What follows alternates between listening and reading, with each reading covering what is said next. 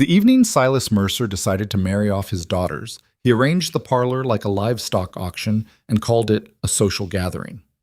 He'd pushed the furniture against the walls, brought in extra chairs from the dining room, and told his wife Martha to have the girls dressed and presentable by 6 o'clock. He said it with the same tone he used when ordering field hands to clear the north pasture. Not a request, not an invitation, an instruction with consequences attached. Abigail heard all of this from the hallway outside the kitchen, where she'd been helping cook scrub the dinner pots. She didn't move when she heard her name listed among the others. Didn't feel her stomach drop the way it used to when she was younger, and still capable of hoping for something different. She just set down the pot she was holding, dried her hands on the rough cloth hanging from the nail by the window, and went upstairs to change her dress. There were 5 Mercer daughters in total. Clara was the oldest and the prettiest, with her mother's dark hair and a laugh that made men forget what they'd been saying. Then Josephine, who played piano and never let anyone forget it. Then Ruth, who was quiet and married already, so she wouldn't be present. Then Abigail. Then little Nora, who was only 15 and not yet of marrying age, which meant tonight Silas would be parading 3 daughters in front of whatever ranchers and merchants he'd managed to invite. Abigail knew her place in that order without being told.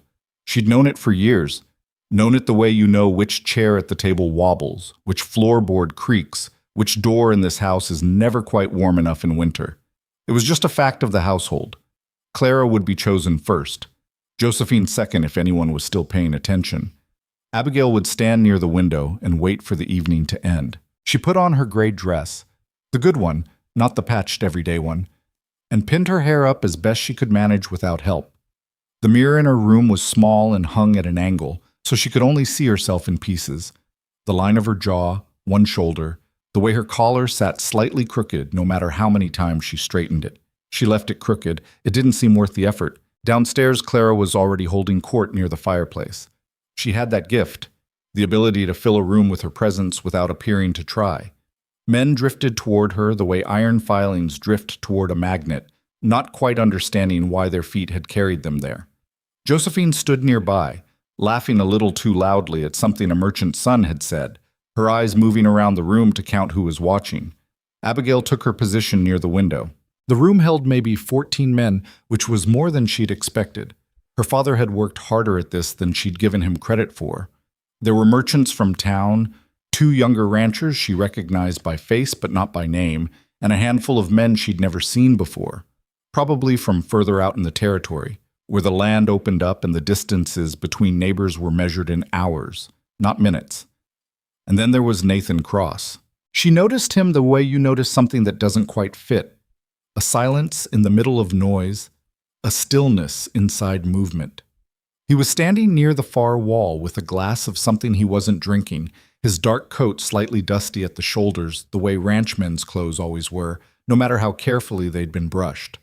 He was older than most of the others in the room, maybe 40, maybe a few years beyond that, with the kind of face that didn't give much away. Not handsome in any obvious sense, but not forgettable either.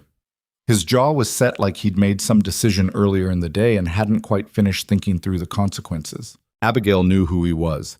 Everyone in Red Hollow knew who Nathan Cross was. He owned the largest cattle operation within a 2-day ride, a sprawling property out in the valley beyond the eastern ridge that people called the Cross Ranch, the way they called a mountain by its name. Not as a description, but as a fact. His wife had died 2 winters ago. People still talked about it in lowered voices. She'd been beloved in the community. He had not remarried. The general opinion was that he probably wouldn't. Abigail looked at him for a moment, then looked away. It wasn't her business what brought Nathan Cross to her father's social gathering. Nothing about this evening was her business, really. She was just standing near the window waiting for it to end. The hours moved the way those kinds of evenings always did, slowly and with a strange, suspended quality, like a clock that keeps ticking but hasn't decided whether to move forward. Her father circulated through the room with the focused energy of a man working toward a goal, steering conversations toward his daughters with the practiced ease of someone who'd been maneuvering people his entire life. Silas Mercer was not a subtle man, but he was an effective one. That was a distinction Abigail had learned early. Clara laughed. Josephine played a piece on the piano that received genuine applause. Men came and spoke to each of them in turn, those careful early conversations that were really just measurements, trying to gauge depth, character, willingness. Abigail spoke to two men herself, answered their questions honestly, and watched them find reasons to drift away within a few minutes. She wasn't offended. It had happened enough times that offense seemed like a waste of energy. It was close to 9 o'clock when Nathan Cross crossed the room toward her. She thought at first he was heading for the door. His trajectory was angled in her direction, but she assumed she was simply in the way, and she shifted slightly to give him room to pass. "Miss Mercer," he said. She looked up. He had stopped 2 feet away from her, and he was looking at her with an expression she couldn't immediately read. Not warmth, not indifference either. Something more deliberate than either. Something that felt like assessment. "Yes," she said. Then, because it seemed insufficient, "That's me." He almost smiled at that. Not quite, but the corner of his mouth moved in a direction that suggested he'd registered something. "Nathan Cross," he said.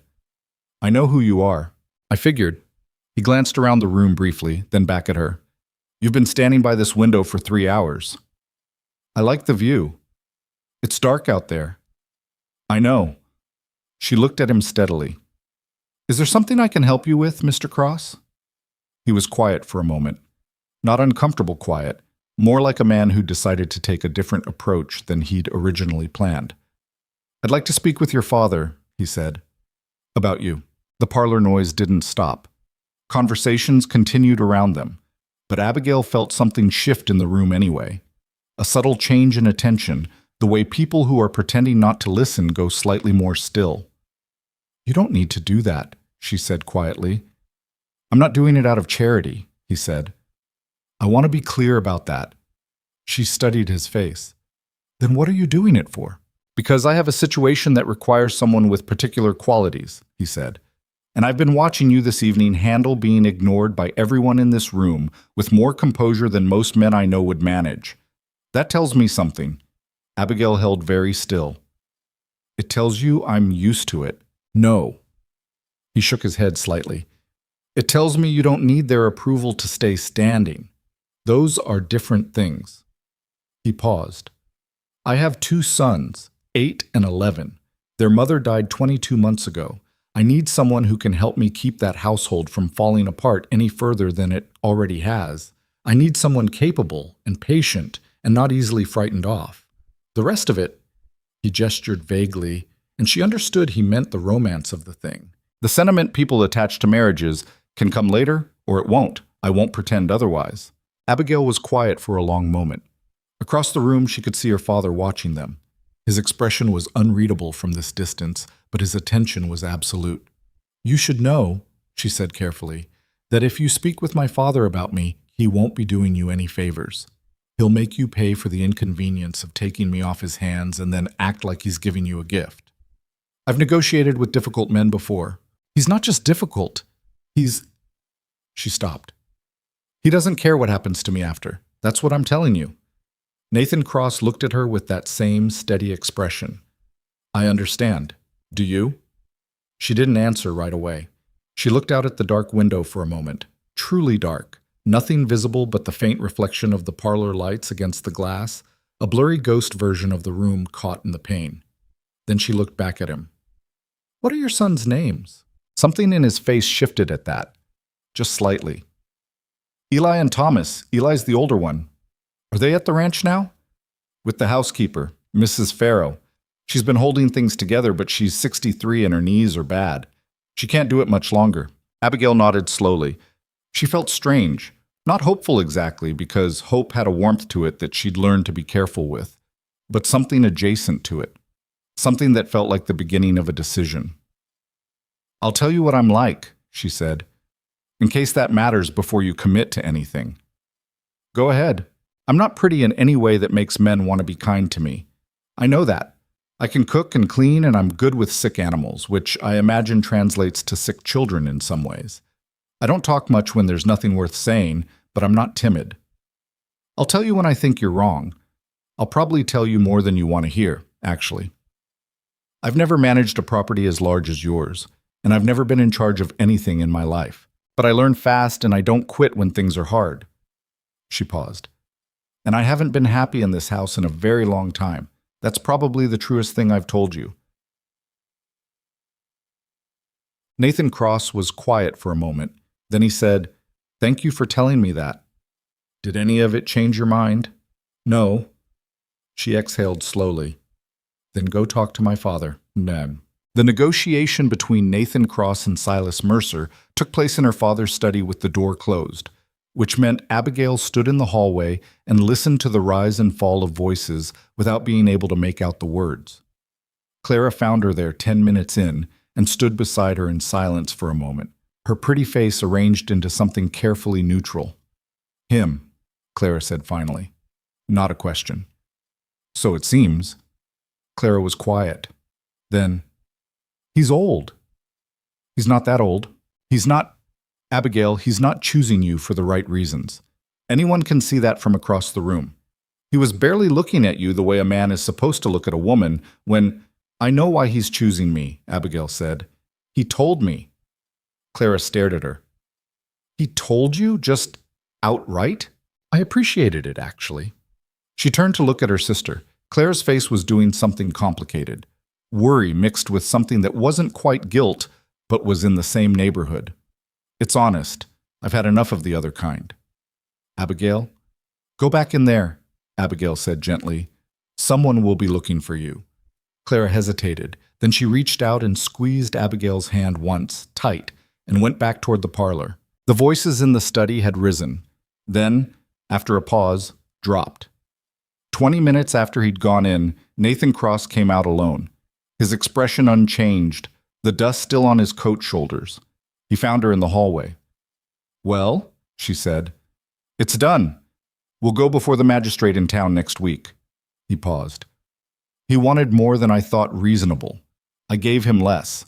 We reached a number I found acceptable and he found insulting, which I think is probably the right place to land. He'll be unpleasant about it afterward." "To you?" She looked at the closed door of the study. "Probably.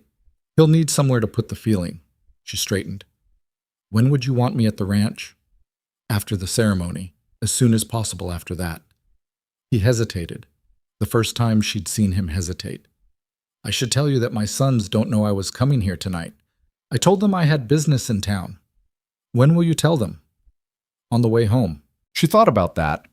Two boys who didn't know their lives were about to change, currently home with an elderly housekeeper, probably already asleep. An 11-year-old and an 8-year-old who'd spent 22 months without a mother, in a house with a man who clearly held his grief like something he didn't know how to put down. "How are they?" she asked. He seemed surprised by the question. "How are they?" "Yes?" He was quiet for a moment. He's angry most of the time, not loud about it. He just carries it like weight. Thomas cries sometimes still, at night. I hear him through the wall. His jaw tightened slightly. I'm not particularly good at the things they need right now." "What do they need?" "Someone who'll stay," he said. It came out simply, without decoration. "That's the main thing. Someone who comes into that house and doesn't leave." Abigail nodded slowly. She thought about her room upstairs, about the crooked collar and the angled mirror that only showed her pieces of herself. She thought about 26 years of a house that had never been a home, and a father behind that study door who was probably already finding a way to feel that he'd come out ahead even in losing her.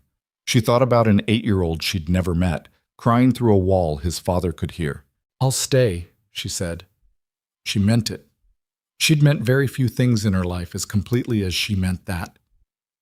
The wedding took place on a Thursday, which was not the day anyone in Red Hollow would have chosen for a wedding. Magistrate Holt performed the ceremony in his office, which smelled of pipe tobacco and old ledgers, with Mrs. Farrow as one witness and a man named Garrett, who worked at the livery stable as the other, because he happened to be walking past and Nathan had asked him to step in. Abigail wore her best dress, which was still not a particularly fine dress, and she held a small bunch of early wildflowers that Mrs. Farrow had pressed into her hands outside the door with an expression of fierce warmth that Abigail hadn't expected and didn't quite know how to receive. She managed to say thank you. She thought that was adequate. Silas Mercer did not attend. She had not expected him to, but there was still a brief moment standing outside the magistrate's office when she looked up the main street of Red Hollow and realized she was looking for him without meaning to. Some reflex of the body that the mind hadn't fully corrected yet. A 26-year habit of gauging his position before taking any action. Then the habit released her. She stopped looking and went inside. The ceremony took 11 minutes. Afterward, Nathan shook Garrett's hand and thanked him, and Garrett tipped his hat and went back to the livery, and Mrs. Farrow cried a little and said she was not crying, it was the pipe smoke from inside. They rode out of town together in Nathan's wagon, with Abigail's 2 bags in the back and the afternoon sun beginning to slide toward the ridge. She'd fit everything she owned into those 2 bags. That had taken approximately 20 minutes, which told her something about the shape of the life she was leaving. "The boys know," he said, after they'd been riding for a while in silence. "I told them last night." "How did they take it?" He was quiet for a moment. Eli asked why. "I told him I needed help with the ranch and with them. He asked if that was the only reason. I told him there were other reasons, but that was the most honest one for right now." Another pause. "He said that was a stupid reason to get married." Abigail looked out at the land opening up around them, the way the terrain changed as you moved away from town, the hills broadening, the grass coming in patches between the rock. "He's not wrong," she said. Nathan glanced at her. "No, he's a smart boy." "What did Thomas say?" A longer pause. "He asked if you were nice." She turned to look at Nathan. "What did you tell him?" "I told him I thought so." He kept his eyes on the trail ahead.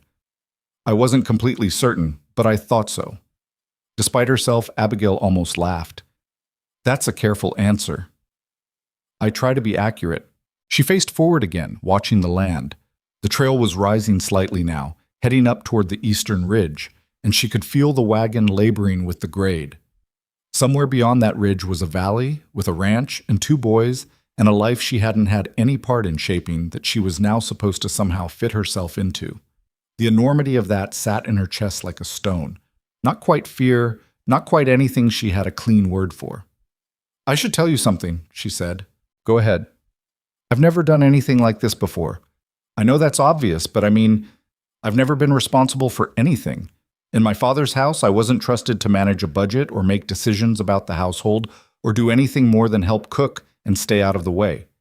So whatever expectations you have," she stopped. "I'm going to make mistakes, probably fairly quickly." He was quiet for a moment. "I make mistakes every week," he said. "The ranch is barely running. The boys they're not in a good place, and I am the main reason for that because I don't know how to give them what they're missing. So," he set the reins slightly in his left hand, shrugged fractionally. "We'll figure it out." "That's not a very reassuring plan." "No," he agreed. "It's not."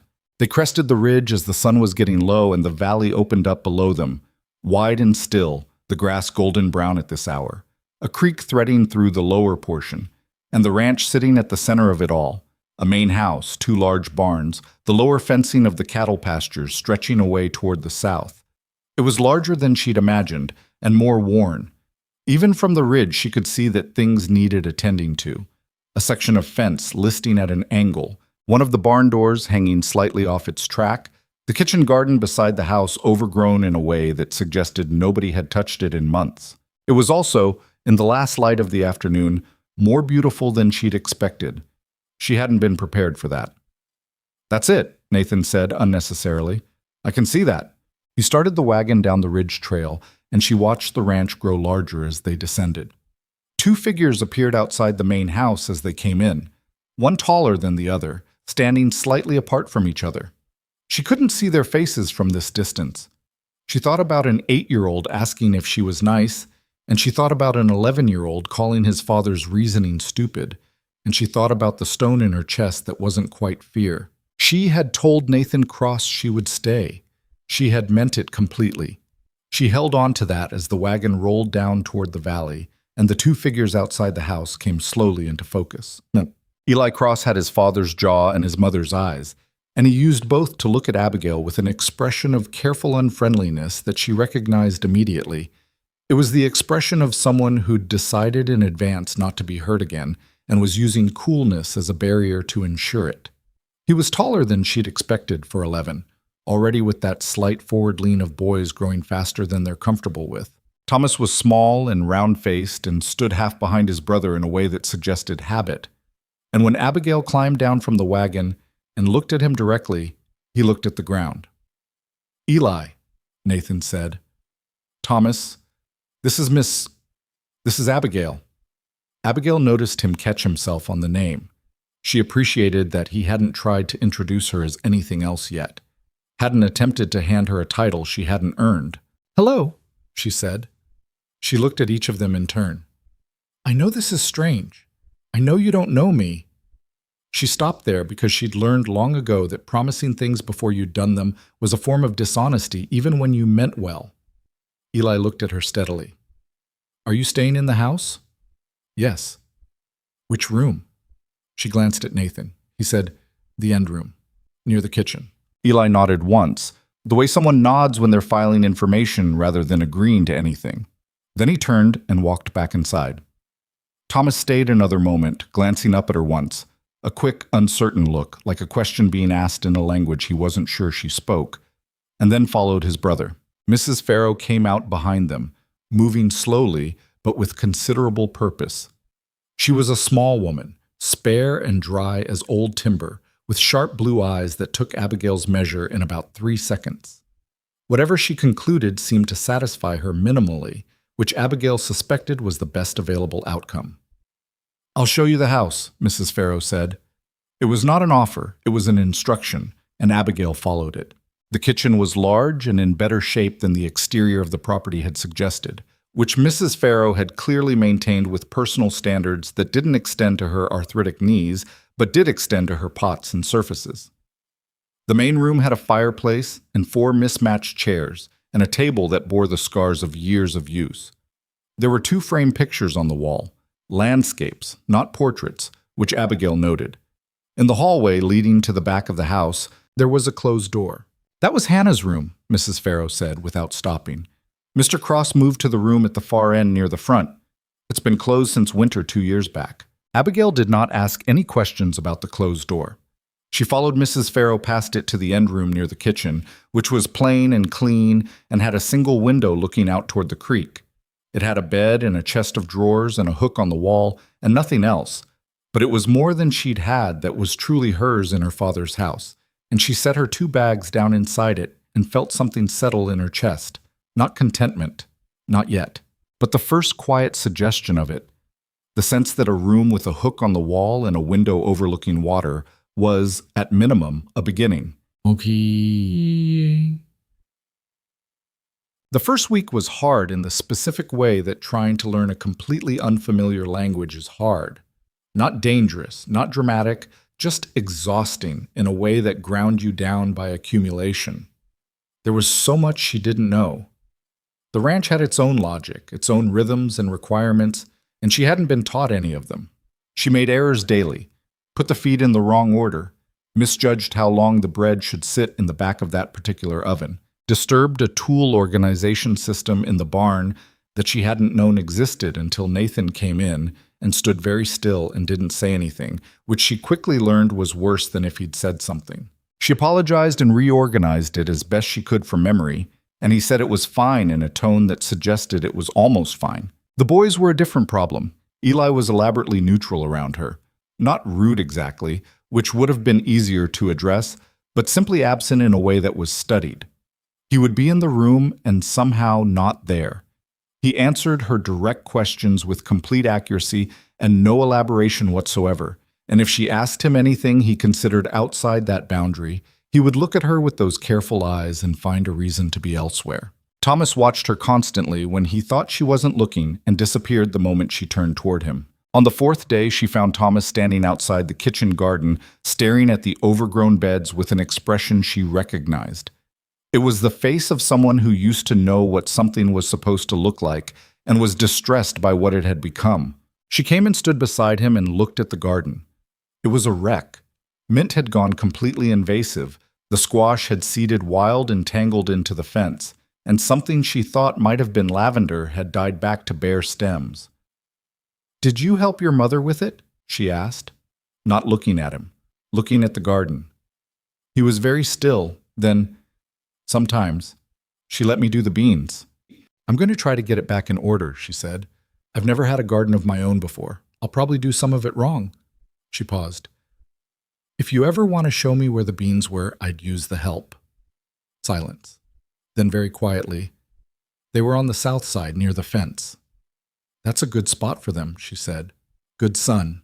He didn't say anything else, but he didn't walk away either, and after a moment he crouched down and pulled up a handful of dead weeds from the nearest bed, and they worked beside each other in silence for 40 minutes until Nathan called them in for supper. It was not a breakthrough. It was not a warm moment. It was a 40-year-old weed bed and a quiet 8-year-old with dirt on his hands, and somehow it was the best thing that had happened to Abigail since she'd arrived. That evening, when she brought supper to the table, Thomas did not sit at the far end of the bench. He sat in the middle. Eli noticed. She saw him notice. He didn't say anything, but his jaw tightened briefly, and then he picked up his fork and ate his supper and said nothing at all. It was 3 weeks in when Mrs. Farrow told her, quietly and without emotion, that she'd have to leave by the end of the month. Her daughter in Caldwell had written. Her knees had finally become a genuine problem. I'm sorry, Abigail said. Don't be sorry. Mrs. Farrow looked at her with those sharp blue eyes. You're managing better than I expected, which is not the same as saying you're managing well, but it's something. A pause. Eli will be the harder one. I know.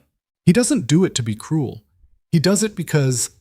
Mrs. Farrow stopped, started again. Hannah was very particular, very alive in a room, if you understand what I mean. She filled things up.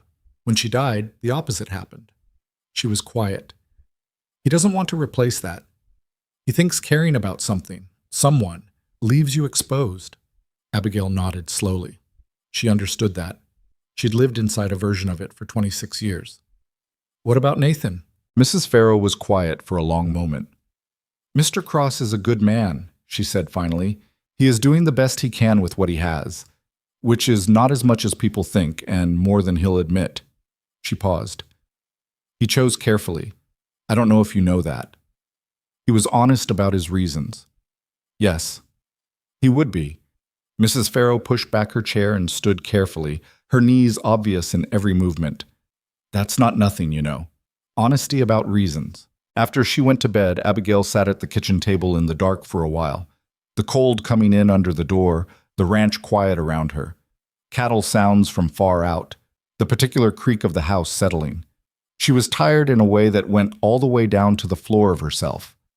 And somewhere in the middle of that tiredness, she noticed that she hadn't thought about her father's house in 3 days. That felt like something. She wasn't sure yet what. She went to her room with its window overlooking the creek and lay down on the bed that was hers, in the house she'd chosen or been chosen for, and pulled the quilt up around her shoulders and closed her eyes and let the sounds of the ranch settle in around her like something she was very slowly learning to recognize as her own. Mrs. Farrow left on her Tuesday, which was ordinary in every way a Tuesday could be. Overcast, cold, the kind of morning that didn't bother to announce itself. She loaded her 2 cases into the wagon that Nathan had arranged, pulled on her coat with the careful movements of a woman whose body had stopped cooperating fully, and stood at the kitchen door for a moment looking at Abigail. The bread starter needs feeding every 3rd day, she said. Don't let Thomas put his fingers in it. He will try. I know, Abigail said. I've been watching. Mrs. Farrow nodded.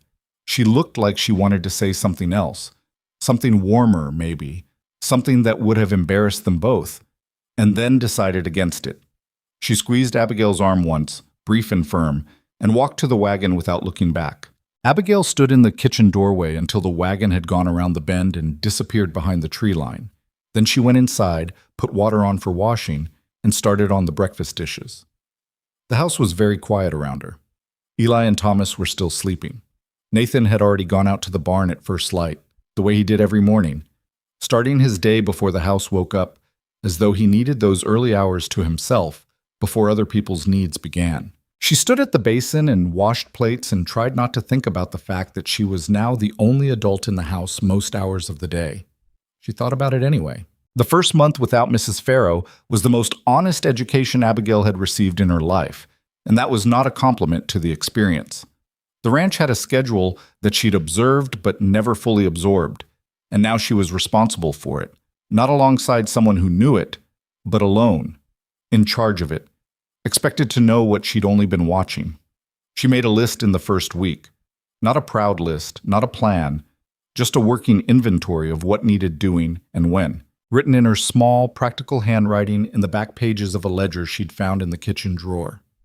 Feed the chickens before the cattle sound started, because after that, the noise confused them. Keep the bread going on Mondays, Thursdays, Saturdays. The boys needed clean clothes by Sunday for whatever passed as their social obligation, though that mostly meant Eli being sent to run errands in town with Nathan, while Thomas preferred to find a reason to stay behind. The kitchen garden needed attention every day now that she and Thomas had cleared the worst of it, because neglect compounded fast in spring. The list helped. The list was finite. The actual work was not. She burned the roast on the third day without Mrs. Farrow. Not badly. It was salvageable. But she stood at the stove looking at the darker edge of the meat and felt a wave of something that was disproportionate to a slightly overdone piece of beef. She pressed it down and served it anyway, and Nathan ate his without comment, and Eli ate his without comment, and Thomas said, "It's a little dark," with the frank honesty of an 8-year-old, and she said, "Yes, it is," and ate her own and moved on. That was the thing she was discovering about the work. It moved on whether you were ready or not. The next meal came. The next morning came. There was no space for the kind of paralysis she'd sometimes sunk into in her father's house, where failing at something small could send her into a gray quiet that lasted for days. Here, she couldn't afford the gray quiet. The chickens needed feeding regardless. She wasn't sure if that was a mercy or just a different kind of burden. Probably both. Mai? Eli remained the question she didn't know how to answer. He was not cruel to her. She wanted to be precise about that, because it mattered. He didn't say things designed to wound her, didn't sabotage her work, didn't behave in any way she could point to and say clearly, "This is a problem." What he did was more difficult to name. He maintained a careful, perfect distance, close enough to function in the same household, far enough that she never forgot she was not truly inside his life. When she spoke to him directly, he responded. When she didn't, he didn't offer anything voluntarily. He ate his meals, did his chores, did his schoolwork at the kitchen table in the evenings with the focused silence of a boy who'd decided concentration was a form of armor. She tried different approaches. She tried asking him questions about the ranch, since that seemed like neutral ground, what he knew about the cattle operation, whether he'd learned to ride before Thomas, how long the eastern pasture had been used for winter grazing. He answered all of it accurately and completely, and none of it opened into anything further. She tried leaving him alone entirely for a stretch of days, thinking maybe he needed less attention rather than more. She couldn't tell if it helped. He was the same calibrated distance either way. What she noticed, though, was this. He watched her work. Not conspicuously, not in a way she could address, but she caught him, occasionally, in her peripheral vision, standing in the barn door while she dealt with a mare that had gotten a stone in her shoe, not helping, not interfering, just watching, pausing on the stairs when she was in the kitchen below dealing with some problem or other. Once, she was certain he'd come to the kitchen garden specifically to observe her before he'd thought she was looking, and when she turned, he moved on with the elaborate casualness of someone pretending they'd just been passing. She said nothing about it. She thought it meant something, but she didn't want to be wrong about what. Nathan noticed her noticing, she suspected. He was quiet in that particular way of his. The way that wasn't quite closed off but wasn't open either, the way that suggested internal processing happening well below the surface. One evening in the third week after Mrs. Farrow left, she was at the kitchen table reviewing the ledger when he came in from outside and stopped at the door to knock the mud off his boots. And without looking up, she said, "He's watching me." Nathan came in and poured himself water from the pitcher. "I know." "What's he looking for?" He was quiet for a moment. "I think he's deciding whether you're going to stay." She looked up at that. Nathan was leaning against the counter, his glass in one hand, looking at her with the steady expression that she'd slowly learned to read. Not cold, not warm, but fully attentive. The kind of attention that didn't flinch away from difficult things. "He thinks I'll leave," she said. "He thinks everyone leaves, or changes into something that leaves." He paused. His mother didn't leave by choice. But when you're 11 and someone who was supposed to be permanent suddenly isn't, the lesson your body learns isn't always the accurate one. Abigail considered that. She thought about all the ways she'd spent her own life learning inaccurate lessons from people who were supposed to be permanent. What do I do with that? Keep doing what you're doing, he said, simply, without qualification. That's all? That's all, she repeated. I know it doesn't feel like enough. It doesn't. He set his glass down. It's what I've got. I'm sorry I can't give you better than that. She looked at him across the kitchen. He was sorry in the specific way that useful people are sorry. Not demonstratively, not as a performance, but as an acknowledgement of a real limitation that he couldn't paper over with sentiment. She found she didn't mind it. She'd had enough of people papering things over. It's all right, she said, and meant it. He nodded and went to bed, and she went back to the ledger, and the house settled in around them in its nighttime way. The small sounds of the structure, the far-off cattle, the creak she could hear faintly through her window, if it was quiet enough. The nearest neighboring ranch belonged to the Aldrich family, Warren and Cecilia Aldrich, who ran a smaller cattle operation 2 miles to the north and had 3 daughters and a standing position in Red Hollow's social architecture that they defended with considerable energy. Cecilia Aldrich was the kind of woman who gathered information the way some people gathered stamps, with focus and a system, and distributed it carefully for maximum effect. Abigail had met her exactly once before moving to the Cross Ranch, briefly, at a church function her mother had dragged her to 3 winters prior. Cecilia had been pleasant in the generic way of women who save their real opinions for more useful audiences. She came to the Cross Ranch on a Wednesday morning, unannounced, with a covered dish and her youngest daughter, Margaret, who was 12 and appeared to have been brought as a social prop.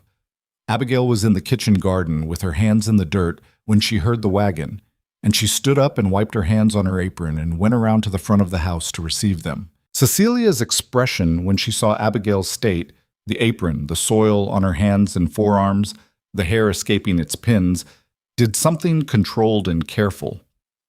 "Mrs. Cross," she said, which was the first time anyone had called Abigail that, and it landed with a slight shock she managed not to show. "I'm sorry to call without notice. I brought a chicken pie. I've been meaning to come since the wedding." "Thank you," Abigail said. "Come inside, I'll put water on." The inside of the house had improved since Abigail's arrival.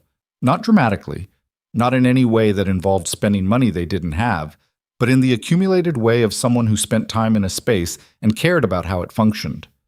The kitchen was ordered, the main room had been dusted and the floors swept. There were dried herbs hanging in the kitchen that she'd salvaged from the neglected garden. It was not a fine house, but it was cared for, and she felt that distinction matter to her as she led Cecilia Aldrich through the front door. Cecilia looked at everything. She did it gracefully, which made it worse.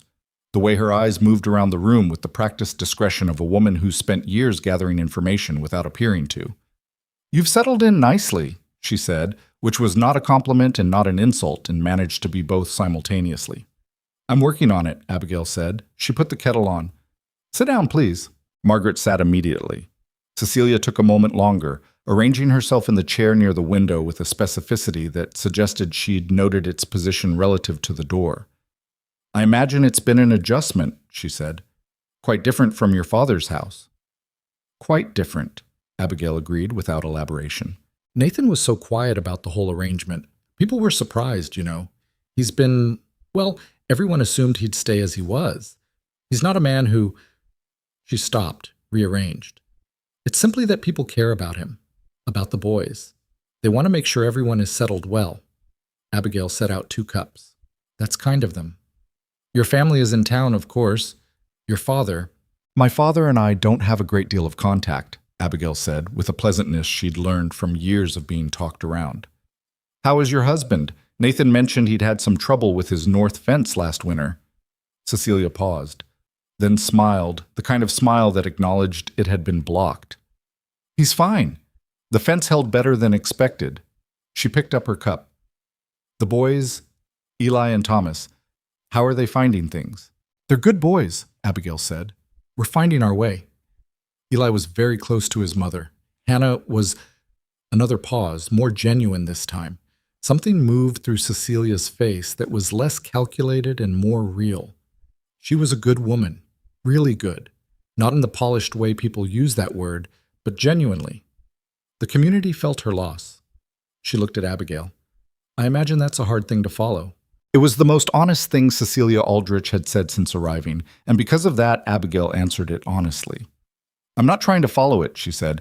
I'm trying to build something alongside it. That's all I can do. Cecilia looked at her for a moment, really looked, with the calculating layer set aside. Yes, she said. I suppose that's the sensible approach. She drank her tea. You should come to the Ladies' Aid meeting on the first Friday of the month, in town. The other women, it would do you good to know them. Abigail thought about the other women in Red Hollow, and the particular brand of warmth that would be waiting for her there. Curious, cautious, the ongoing project of deciding where to file her. Maybe, she said, which was not yes and not no, and seemed to satisfy Cecilia enough.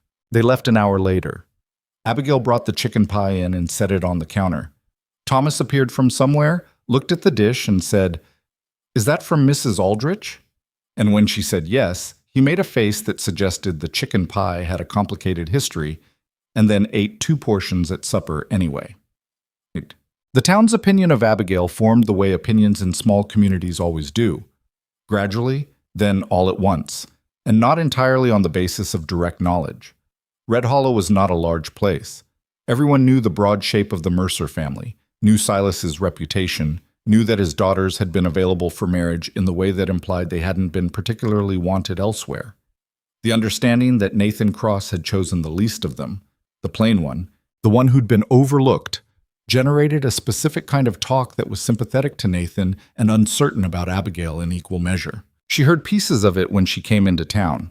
Not directly, people in frontier towns were careful about saying things to faces, but in the way conversations adjusted when she approached, in the slight recalibrations of expression, in the questions asked by shopkeepers that were a half-degree too careful. At the dry goods store, the proprietor's wife asked how she was managing the ranch with such a knowing emphasis on managing that it had almost been pleasant in its transparency. At the post office, 2 women she didn't know stopped their conversation in a way that suggested they'd been mid-sentence about something with her name in it. She collected her mail and her supplies and drove back to the ranch and said nothing about it to Nathan, because what would she say? People are talking about us. He knew that. You couldn't exist in a small town without knowing that. But there was a morning, perhaps 6 weeks in, when she came back from town faster than expected, and found Nathan in the barn doing repair work on one of the saddles. And she heard before she saw, heard a voice she recognized from the property line, Warren Aldrich's foreman, a man named Cobb, who had the easy confidence of someone who believes he's among friends. Don't know what Cross was thinking, he was saying, and she heard the shape of the rest of it without needing the specific words, and she stopped outside the barn door. Nathan's voice came back flat and final. You don't need to know what I was thinking. A pause. All I'm saying is people are wondering, Cobb. The name was put down like a tool being set on a hard surface. Finish your business and get off my property. She walked away before she had to hear more. She went to the kitchen garden and knelt in the dirt and pulled weeds with more force than the weeds required, and the anger she felt was clean and specific. Not at Nathan, not at Cobb, not even really at the collective judgment of Red Hollow. She was angry at the tedium of it, the absolute tedium of people deciding what you were worth in rooms you weren't in, with information they'd mostly invented. She'd grown up under that, and she'd hoped, stupidly, that leaving her father's house would put distance between her and the feeling. It hadn't. She'd just moved to a new room where it was happening. After a while, Nathan came and crouched beside her. He didn't say anything about what she'd clearly overheard. He picked up a trowel and began working on the bed next to hers. They worked in silence for 10 minutes before she said, You didn't have to do that. I know. Cobb works for your neighbor. It makes things complicated. Cobb can be complicated somewhere else. He turned over a clump of soil. I chose who I chose. I don't owe anyone an explanation. She looked at him sideways. You might need Aldrich's cooperation come cattle season. I'll handle Aldrich. Nathan, Abigail. He said her name the way he said things that were finished. Let me manage the things I'm managing. She went back to wheezing. She was still angry, but it had shifted slightly. A degree or 2 toward something warmer, less clean, harder to name. She was not used to being defended. She was not entirely sure how to hold it without gripping too hard.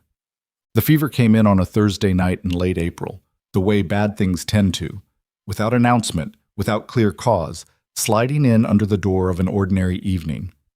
Thomas had been quiet at supper, which was not unusual, and had gone to bed early, which was slightly unusual but not alarming. Abigail had thought he might be tired from the afternoon's work in the garden. She'd pressed her hand briefly to his forehead on the way past the bedroom door, and it had felt warm, but he was often warm from exertion. She woke at 2 a.m. to Eli standing at her bedroom door. She knew before she was fully awake. Something in the quality of his silence, the particular density of a child standing in a dark doorway who doesn't want to need to be standing there, brought her all the way to alert in the space of a breath. She sat up. "Thomas?" she said. "He's hot," Eli said. His voice was careful and completely flat in the way of someone working hard to keep it that way. "He woke me up. He doesn't know where he is." She was out of bed before she'd finished processing the sentence. She went down the hall in her bare feet and pushed open the boys' room door, and the heat came off Thomas like something physical. A wall of it, wrongly intense for April, wrongly intense for the small body in the bed. He was in that state between sleep and waking that a fever produces, eyes half open and completely unread, his lips moving slightly without sound. "Thomas." She sat on the edge of the bed and put her hand on his face. The heat was significant. "Thomas, I'm here. It's Abigail." His eyes focused very slowly. "Ma," he said. Then his eyes went unfocused again. She felt the word land in her chest. He hadn't meant her, or hadn't fully meant her, hadn't been entirely present enough to mean anyone specifically, and she knew that. The fever had pulled something up from somewhere below conscious thought, but it had landed anyway, the word, and she filed it away to examine later and turned to Eli, who was standing in the doorway with his arms crossed over his chest in the posture of someone bracing for impact. "Get your father," she said. "Then get me the basin from the kitchen and fill it with cold water from the pump, cold as it comes." Eli went without a word. She heard his feet on the stairs, his knock on Nathan's door. 2 sharp knocks, urgent but controlled. The knock of a boy who'd decided composure was his job and was doing it. Nathan appeared in the doorway within 2 minutes, still pulling on his shirt, his hair disordered in a way she'd never seen. He looked at Thomas and something moved across his face.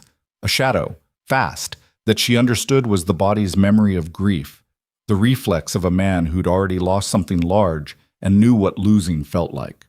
Then he controlled it, the way he controlled most things, and came to the other side of the bed. "How high is it?" he said. "High? I don't have a thermometer. High enough that he's not fully conscious." She kept her voice even and practical because someone needed to be. "I'm going to get the fever down with cold water and then see how he responds. If it doesn't move by morning, we need to send for the doctor from town. I'll go tonight. Wait until we know if the water works. The ride takes 2 hours each way, and if this breaks on its own, we'll have exhausted yourself and the horse for nothing." She looked at Nathan. "Help me hold him steady. He's going to resist the cold water. He won't like it." He didn't argue. He moved to the head of the bed and held Thomas's shoulders, and Eli came in with the basin, sloshing slightly. Cold water, really cold, from the deep part of the pump, and set it on the floor beside her and stayed without being asked. She noticed that. She would notice it for a long time after. The next hours were not clean or simple or manageable in any satisfying way. Thomas fought the cold cloths in the vague, uncoordinated way of a child in fever state, not fully aware of what he was fighting. He cried twice without waking. His temperature moved and spiked and moved again, and each time it spiked, Nathan's hands on Thomas's shoulders got fractionally tighter, and she talked, steadily, quietly, not particularly profound things, just sound, just her voice in the room saying, "This is what we're going to do now, and this is what that means, and he's going to be all right." She said that last one a few more times than she had certainty for. Eli fell asleep in the chair in the corner sometime around 4 a.m, arms still crossed over his chest, his head falling sideways in the complete surrender way of children sleeping. She covered him with the quilt from the foot of the bed, and he didn't stir. By 5, the fever had moved down to something manageable. By 6, Thomas was sweating properly, which was the body doing what it was supposed to do. By the time the light was coming through the window, he had slipped into real sleep, the dense, restoring kind. and his breathing had evened out, and his face had lost the frightening tight quality of the night. Nathan sat back in his chair, he'd been rigid for hours, and exhaled in a way that contained everything he hadn't said through the night. He looked at Thomas sleeping. He looked at Eli in the corner. Then he looked at Abigail across the bed. She was exhausted. She could feel it in her bones, the specific gritty weight of a night without sleep at the end of weeks of insufficient sleep.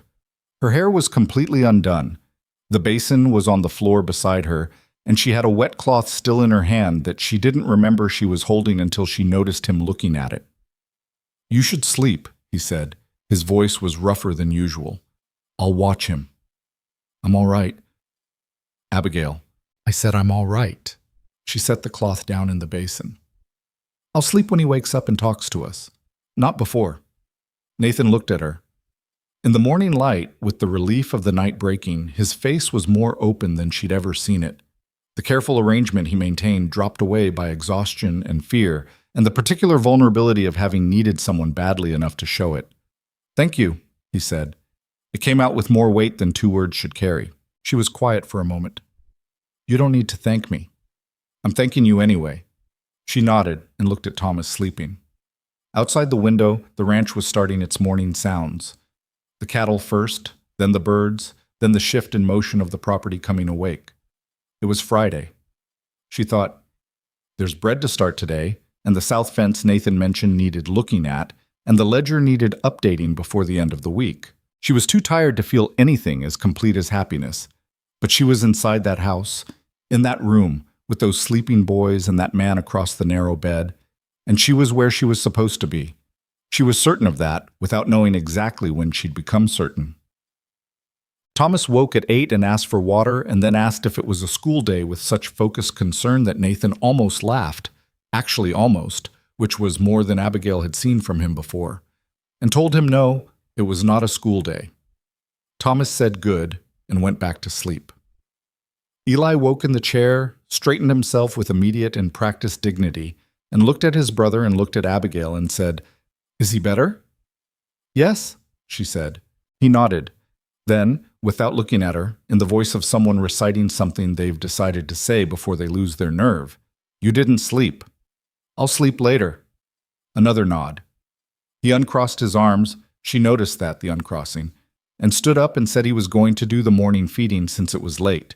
He went past her to the door and stopped there for a moment, his back to the room, the morning light coming around him from the hallway. "I would have woken you earlier," he said, "if I'd known sooner." "I know that," she said. He went down the stairs and she heard the kitchen door open and close and his footsteps crossing the yard toward the barn, steady and purposeful. She listened until she couldn't hear them anymore. Nathan was watching her. "He's never said that to anyone," he said quietly. "An apology. He doesn't—" He stopped. "He doesn't give those out." She didn't say anything. She picked up the basin and went to the door. The hallway was empty, the house quiet except for the sounds of an 11-year-old doing the morning feeding in the barn because it was late and someone needed to. She stood at the top of the stairs for a moment and let herself feel the weight of the night and the relief of the morning and the strange, quiet accumulation of days in this house that had been adding up to something she hadn't had a name for. She had one now, she thought, or the beginning of one. She went downstairs to start the bread. The bread had become a kind of measure. Abigail noticed it somewhere in the weeks after Thomas's fever broke. The way the morning bread had shifted from a task she performed carefully and anxiously into something she did without thinking, her hands moving through the familiar motions while her mind ran the day's requirements. The starter Mrs. Farrow had left her was alive and reliable now, and the loaves came out consistently, and Thomas had appointed himself the official taster of the first slice every morning with a seriousness that she found both unnecessary and entirely endearing. He would eat it with his elbows on the table and his chin in his hands and deliver his verdict, usually something like good or maybe a little more salt, with the gravity of a man making consequential decisions. Eli had started eating 2 slices instead of 1. He hadn't mentioned it. The ranch was in better shape than it had been in the fall. Nathan said so plainly one evening in May, in the way he said things that were simply true, without decoration, without making it into something larger than it was. The kitchen garden was productive. The household accounts, which Abigail had taken over managing in the second month, were not comfortable but were no longer hemorrhaging money in the small daily ways that accumulated into crisis. She'd found 3 places where costs were being eaten by inefficiency and fixed 2 of them.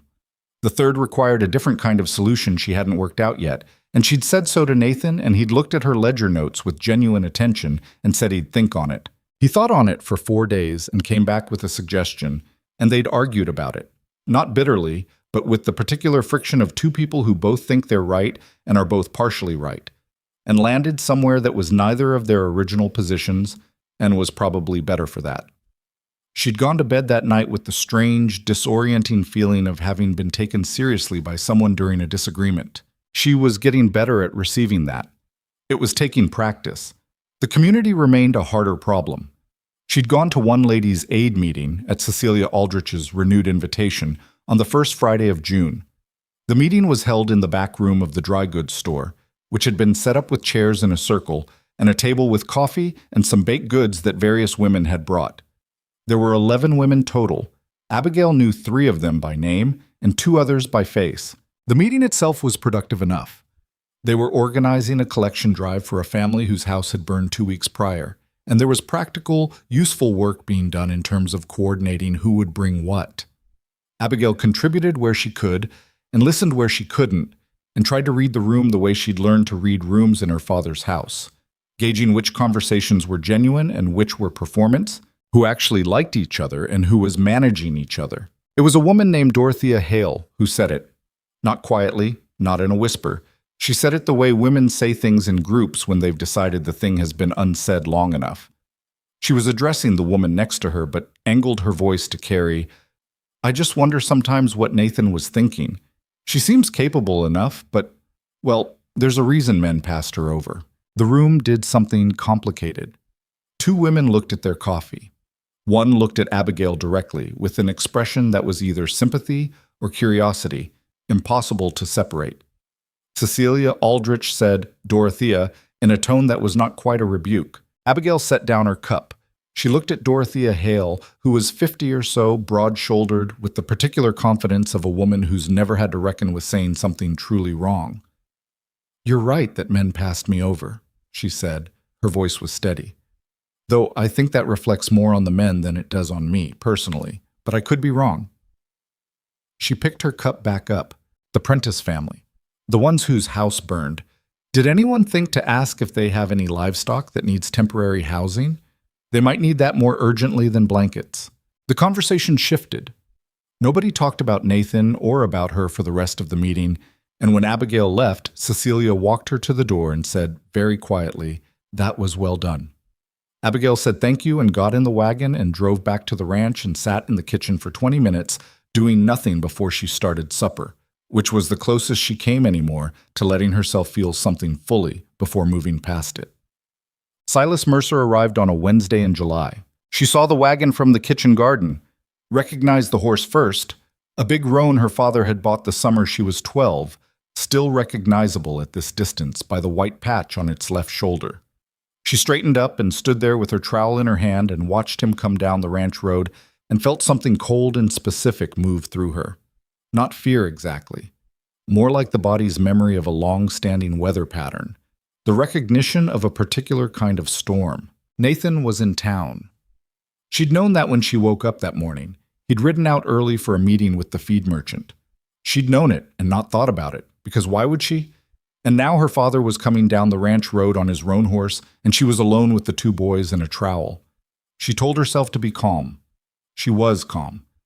She set the trowel against the fence post and pulled off her garden gloves and walked around to the front of the house. Silas Mercer was heavier than he'd been at the last social gathering. Not dramatically, but enough to notice. He climbed down from the wagon with the slight deliberateness of a man whose knees had started complaining, and he looked at the ranch with the expression he always wore when assessing anything, the calculation running just below the surface, the mental arithmetic of worth and leverage. Then he looked at Abigail. "You've gone brown," he said. Not an insult the way he said it, just an observation, an inventory.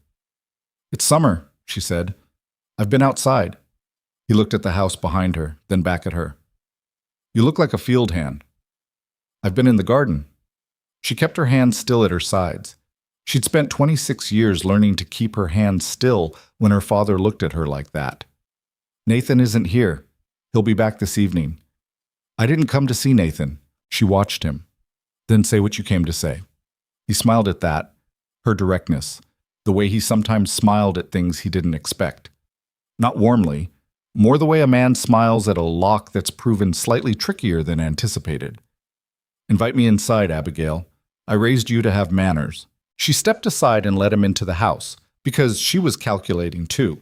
Calculating that having this conversation in the yard where any passing hand could see and hear was worse than having it inside.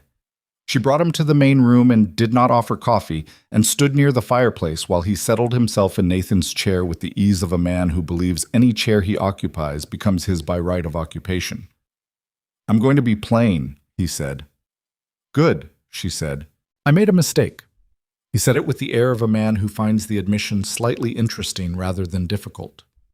What Nathan paid me was an insult, and I was in a situation at the time where I needed the liquidity and I took less than was fair. I've had 6 months to reflect on that. I think a correction is owed. She looked at him. A correction. There are lawyers in this territory who would argue that the arrangement was improperly structured, that I was pressured into inadequate compensation, that let's call it the transfer of my daughter's situation, was conducted in a way that didn't. He bought nothing, she said. I'm not property. I came here by choice. You came here because you had no alternatives. Those are different things. They're not as different as you'd like. He adjusted his weight in the chair. I'm not here to make trouble. I want what's fair. Nathan Cross has a profitable operation and he entered a beneficial arrangement at below market terms. I want an adjustment. Abigail stared at her father. She was 30 years old. She'd spent 11 of those years watching her father approach everything, livestock, property, daughters, as a question of what could be extracted. She'd thought leaving his house would put distance between herself and that calculation. Instead, it had followed her down a ranch road on a roan horse. There's nothing to adjust, she said. A contract was made, it's done. A contract with irregularities, he said pleasantly. I've spoken to a man in town, Eugene Holt. He's studied frontier law and he says there are grounds to... Get out. He stopped. Get out of this house, she said again. Her voice was flat and controlled and not loud, which was worse than if it had been loud, and she could hear that, and so could he. Get off this property, and don't come down that road again without Nathan present, because if you do, I will have you removed. Silas Mercer looked at her for a long moment. Something moved in his face. Surprise, she thought. Genuine surprise. Which meant he'd expected her to be what she'd always been in his house, and she wasn't that anymore. Maybe hadn't been for a while. You've gotten bold, he said. I've gotten clear, she said. Leave. He left. He didn't rush. He took his time, adjusted his jacket, walked to the door with the dignity of a man who'd decided not to be rushed. At the door he turned. This isn't finished, he said. Just informational. No threat in the tone, which made it worse. She listened to the wagon leave and then sat down in the nearest chair and put her hands on her knees and stared at the floor for a while. Thomas appeared in the hallway. He'd been in his room, she'd almost forgotten, with the large, careful eyes of a child who'd heard something through a floor and wasn't sure how much to acknowledge. Was that your father? He said. Yes? He doesn't seem very nice. No, she said. He's not.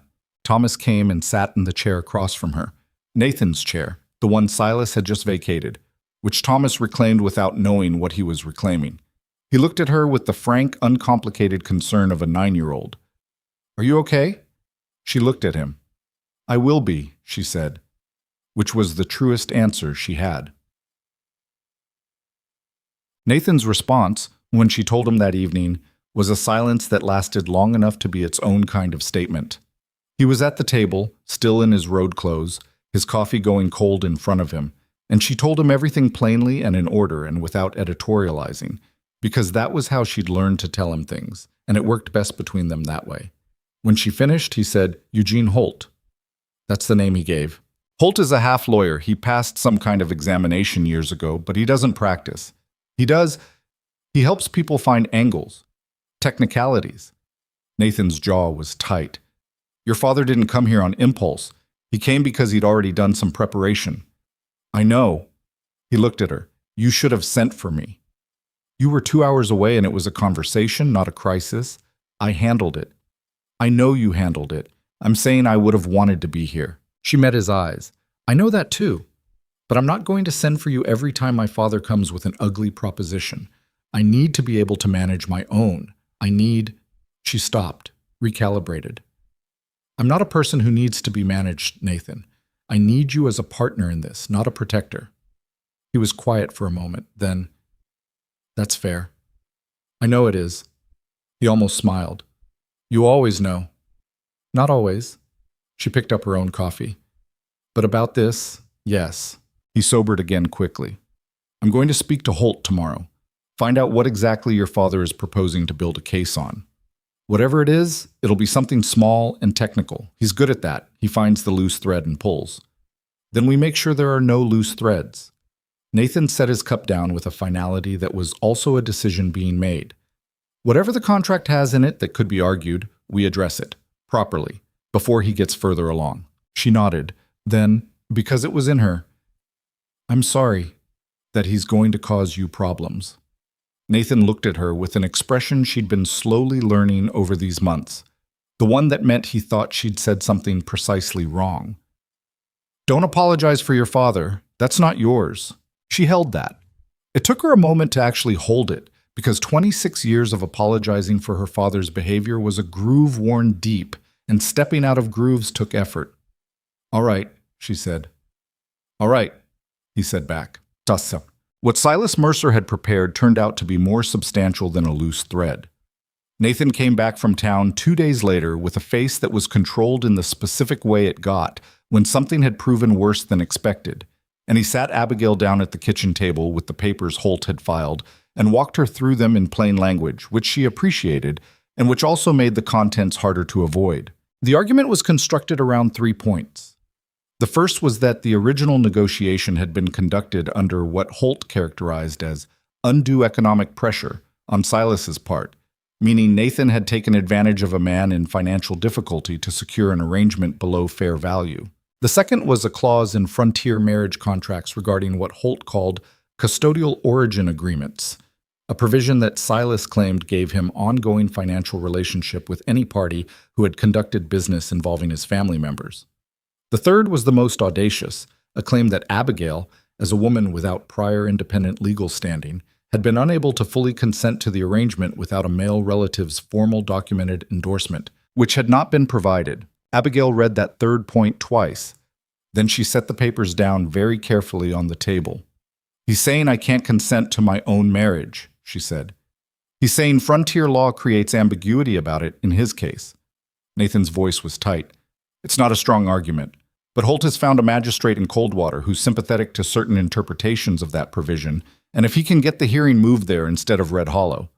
What does that mean? Practically, it means your father has a chance of getting a formal hearing, not a court proceeding. This isn't criminal, but a formal civil hearing where a magistrate reviews the contract and potentially orders renegotiation or, in the most extreme version, dissolves the arrangement until the consent question is resolved. He paused. It would be temporary.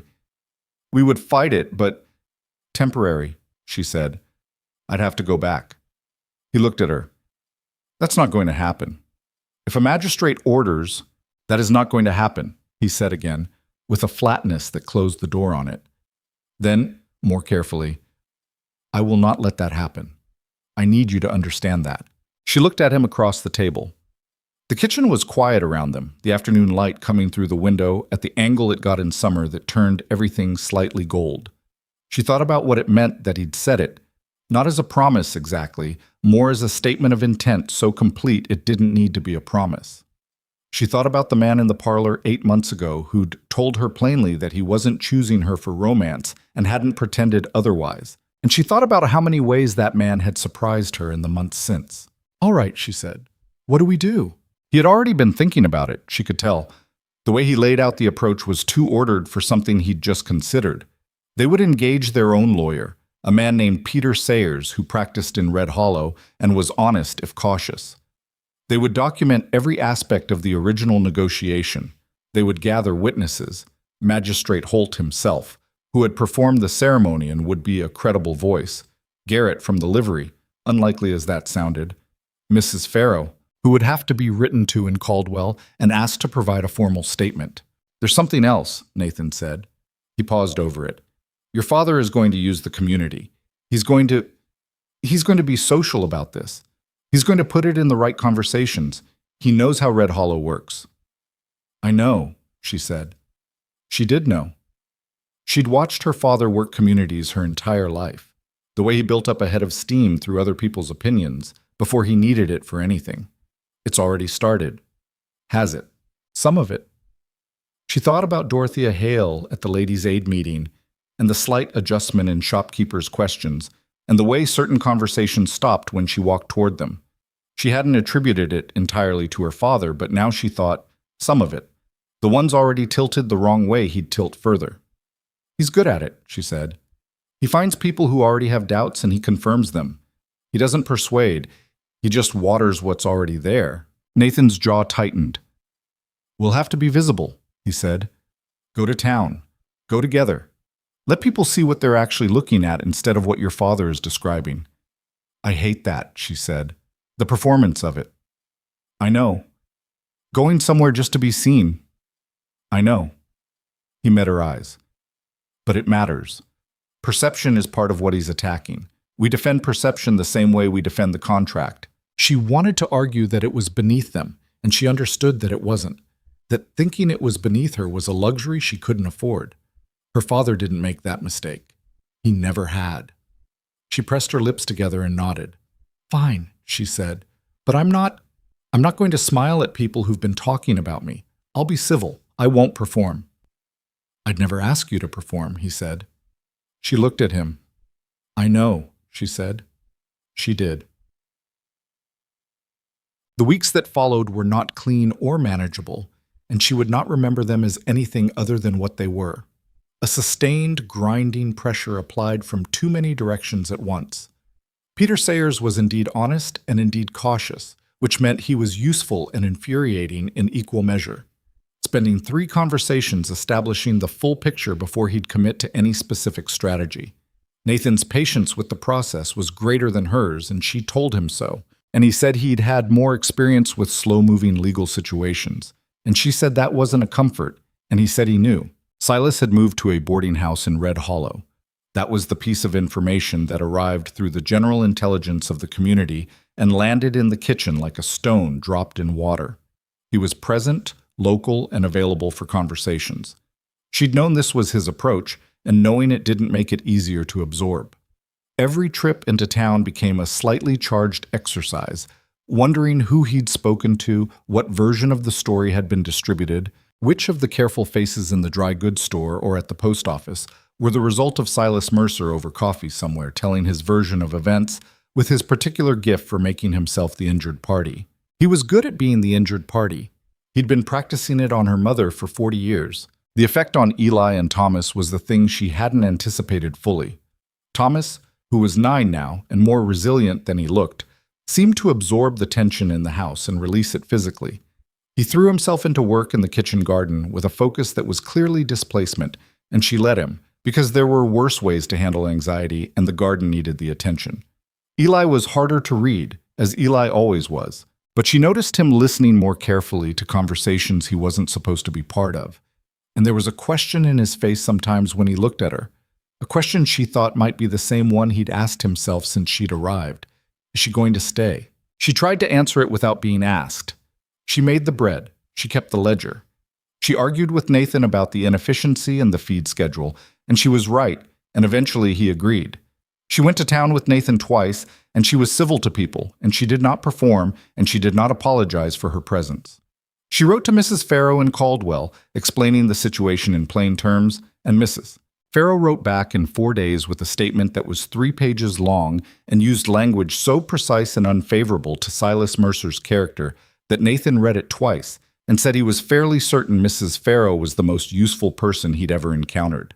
The community meeting was announced in the 3rd week of August. Not a court proceeding.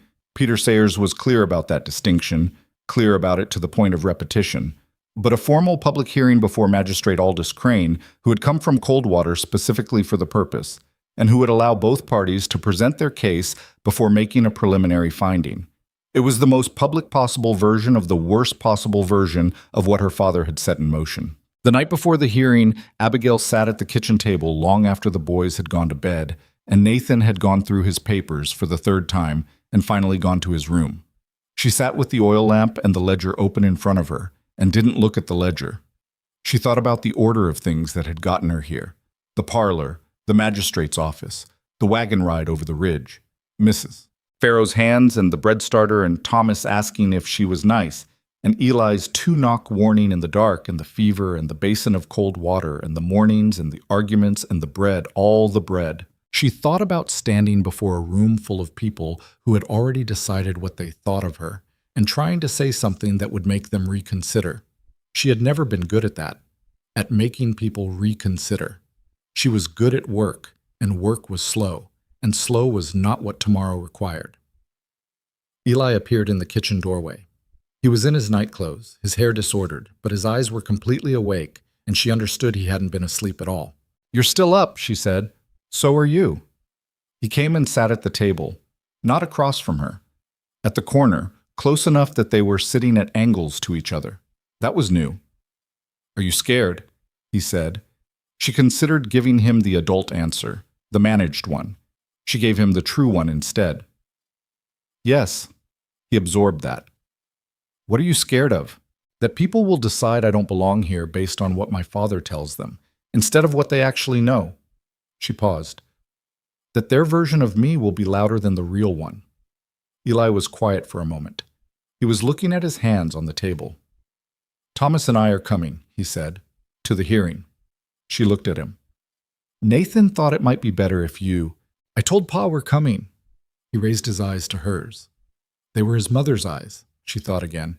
She'd thought it before, that particular shade and the particular steadiness in them. He said it was our choice, so we're coming. She looked at this boy who had spent the better part of a year maintaining careful distance from her, who had watched her from doorways and barns to determine whether she was real, who had knocked twice on his father's door in the dark because his brother needed help and someone had to get it. "Eli," she said, "you know I'm not going anywhere regardless of what they decide tomorrow." He looked at her steadily. "I know," he said, as if it were obvious, as if he'd simply decided it somewhere and filed it away, the way he filed everything, quiet and final. She looked at him and felt something shift in her chest, not dramatically, not with any theatrical weight, just the quiet shift of something that had been uncertain moving into a place of rest. "Go to sleep," she said. "You should too." "I will. In a bit." He got up and went back toward the hall. At the doorway, he stopped. The same way his father stopped in doorways, she'd noticed, the same slight pause before saying the thing. "You're good at the ranch," he said, "in case nobody says that tomorrow." She held still. "Thank you, Eli."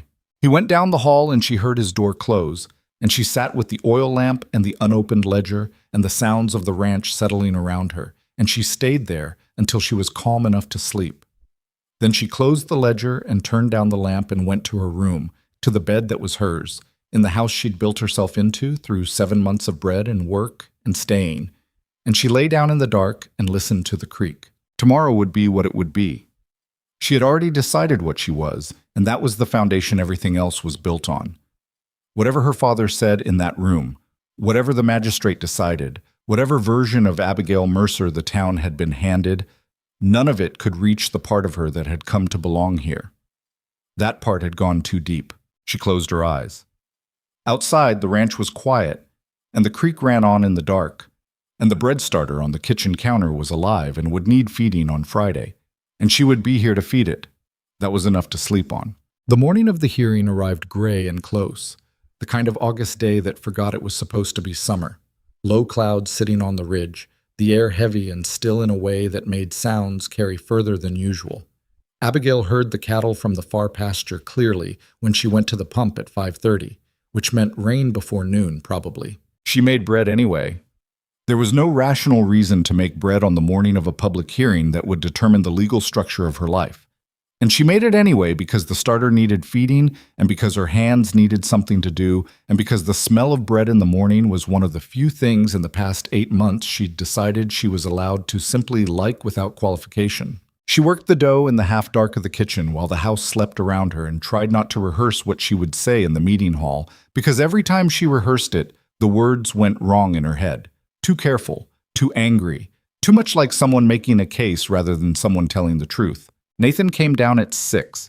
He looked at the bread, and looked at her and didn't say anything about either, which was one of the things she'd come to appreciate about him. His ability to recognize when commentary would be the wrong choice. He poured water and stood at the window looking at the sky. "Rain," he said. "Before noon." He nodded. They stood in the kitchen in the early quiet, the bread rising on the counter between them, and she thought about the first morning she'd stood in this kitchen with Mrs. Farrow showing her where everything was. The complete foreignness of it, the way she'd held herself carefully like something that might break if it moved wrong. 8 months. She was not the same person who'd ridden over that ridge in the late afternoon light with 2 bags and a crooked collar, and no idea what she was walking into. Whether the magistrate would care about that was a different question entirely. The boys came down together, which was unusual. They were not a together type of household in the mornings, each of them operating on their own schedule with the comfortable indifference of people who trusted the space. But Eli had clearly told Thomas to be ready, and Thomas had clearly tried, with the evidence being that he was dressed correctly but had missed a button on his shirt, and his hair was still disordered in the back, in a way that suggested he'd made a reasonable effort and then given up on the part he couldn't see. Abigail turned him around without comment and fixed the button and smoothed his hair with water from the pitcher, and he submitted to this with the stoic dignity of a child who understood this was non-negotiable. "Is it going to be bad?" he said, to the kitchen wall in front of him. "It might be uncomfortable," she said. "Is our grandfather going to be there?" She paused on the word, not that he'd used it, but the way he'd used it, with the flat affect of someone handling something that didn't quite feel real. "Yes," she said. "He'll be there." "I don't like him," Thomas said simply. "I know." She stepped back and he turned around. "You don't have to like him. You just have to be quiet and sit still." "I can do that." Eli was watching from the doorway with his jacket already on, his boots cleaned. She noticed the boots, thought about what it had cost him in effort and dignity to have cleaned them the night before without telling anyone. He looked at her steadily. She looked back. There was nothing that needed saying between them. It had already been said, at 2 a.m. at the kitchen table, in the way that the most important things between people often get said, not at the moment that seems designed for them, but sideways, in the dark, when nobody was prepared. They ate quickly. Nathan hitched the wagon. By 8 o'clock they were on the road to Red Hollow, the 4 of them together, the clouds sitting lower on the ridge than they had at 5:30. The meeting hall was the largest interior space in Red Hollow, used for community gatherings, occasional dances, the circuit preacher when he passed through. It had rows of plain wooden benches that could seat perhaps 80 people, a raised platform at the front, and windows along both sides that in better weather let in enough light to make the space feel open. In this weather, with the cloud cover, it was dim and close and already filling when they arrived. Abigail had not expected the number of people. She should have. She knew how small communities worked, knew that a public hearing involving Nathan Cross in a legal dispute had the irresistible pull of sanctioned spectacle. But knowing and experiencing were different. She walked through the door behind Nathan and felt the particular quality of attention that a room turns on you when it has been waiting specifically for you, and she kept her face exactly as she'd decided to keep it, composed, present, not performing anything. She would not smile, and she would not look afraid, and she would not look at her father until she had to. She saw him immediately, of course. He was already seated in the front row on the left side with Eugene Holt beside him, and another man she didn't recognize who had the look of someone brought in from outside, a lawyer probably, or something like one. Silas was dressed well. He'd always dressed well for situations he'd engineered. He caught her eye as she came in and gave her a brief, neutral nod, the kind of nod you give someone across a room when you want to acknowledge you've seen them without committing to any particular feeling about it. She looked away and sat beside Nathan in the row Peter Sayers had arranged for them. Eli on her left, Thomas pressed against Eli's side in the way he did when he was uncertain but determined to stay. Peter Sayers was a lean, careful man in his 50s who had the quality of someone who chose his words the way a carpenter chooses wood, with attention to grain and likely stress points. He leaned across Nathan and said something quietly to Abigail about the order of proceedings, and she listened and nodded, and he seemed satisfied. Magistrate Crane came in at 9 o'clock. He was not what she'd expected. She'd built a picture in her head of someone severe, someone Silas had carefully selected for sympathy to his position, and the reality was a compact, gray-haired man in his 60s who moved through the room with the complete absence of theater that belonged to people who'd presided over enough disputes to find the drama of them tedious. He took his position at the front and looked at the room with an expression that suggested he'd seen this configuration before. The town, the dispute, the families arrayed in their rows, and had no illusions about any of it. He laid out the purpose plainly. This was a preliminary civil hearing to examine claims made regarding the marriage contract entered into by Silas Mercer and Nathan Cross. It was not a criminal proceeding. No one was on trial. He would hear from both parties, examine any documentation presented, and hear relevant witness testimony before making a preliminary finding. His finding would be binding in terms of the immediate question, whether the contract required renegotiation or review, but could be appealed to the district court if either party found the outcome unacceptable. He looked at the room over his papers. I'll also say this, because I have found in my experience that it needs saying, this proceeding concerns a legal question, not a social one, not a question of community opinion or character assessment. If anyone present believes they are here to render a verdict on either party's worth as a human being, they are in the wrong room and can leave now. A pause. Nobody moved. Good. Mr. Holt, you may begin. None. Eugene Holt was better than she'd expected, which she noted without pleasure. He was methodical, organized, and had clearly spent more time on this than his general reputation for handling frontier technicalities would have suggested. He presented Silas's case in 3 sections, moving through each with the careful, unhurried pace of a man who understood that confidence is conveyed through not rushing. The economic pressure argument came first, detailed, with reference to Silas's accounts at the time of negotiation, establishing that he'd been in a difficult position. Holt was careful not to characterize Nathan as predatory. He kept it technical, kept it about structural imbalance rather than bad intent, which was smarter. She watched the room while he spoke. People were paying attention. Cecilia Aldrich was in the 3rd row, her expression carefully neutral. Dorothea Hale was in the 5th. There were men she recognized from Nathan's business dealings, ranchers who knew him, merchants who'd depended on his accounts for years. Their faces were doing the thing faces do in a room like this, tracking, weighing, reserving judgment in a way that was itself a judgment. The consent argument was last, and Holt handled it with more delicacy than she'd expected, framing it not as an attack on Abigail's autonomy, but as a technical question about the documented record. He was careful with his language. She appreciated the carefulness while hating everything it was being used in service of. When Holt sat down, Magistrate Crane looked at Peter Sayers and said, "Counselor." Peter Sayers stood. He was methodical too, but differently.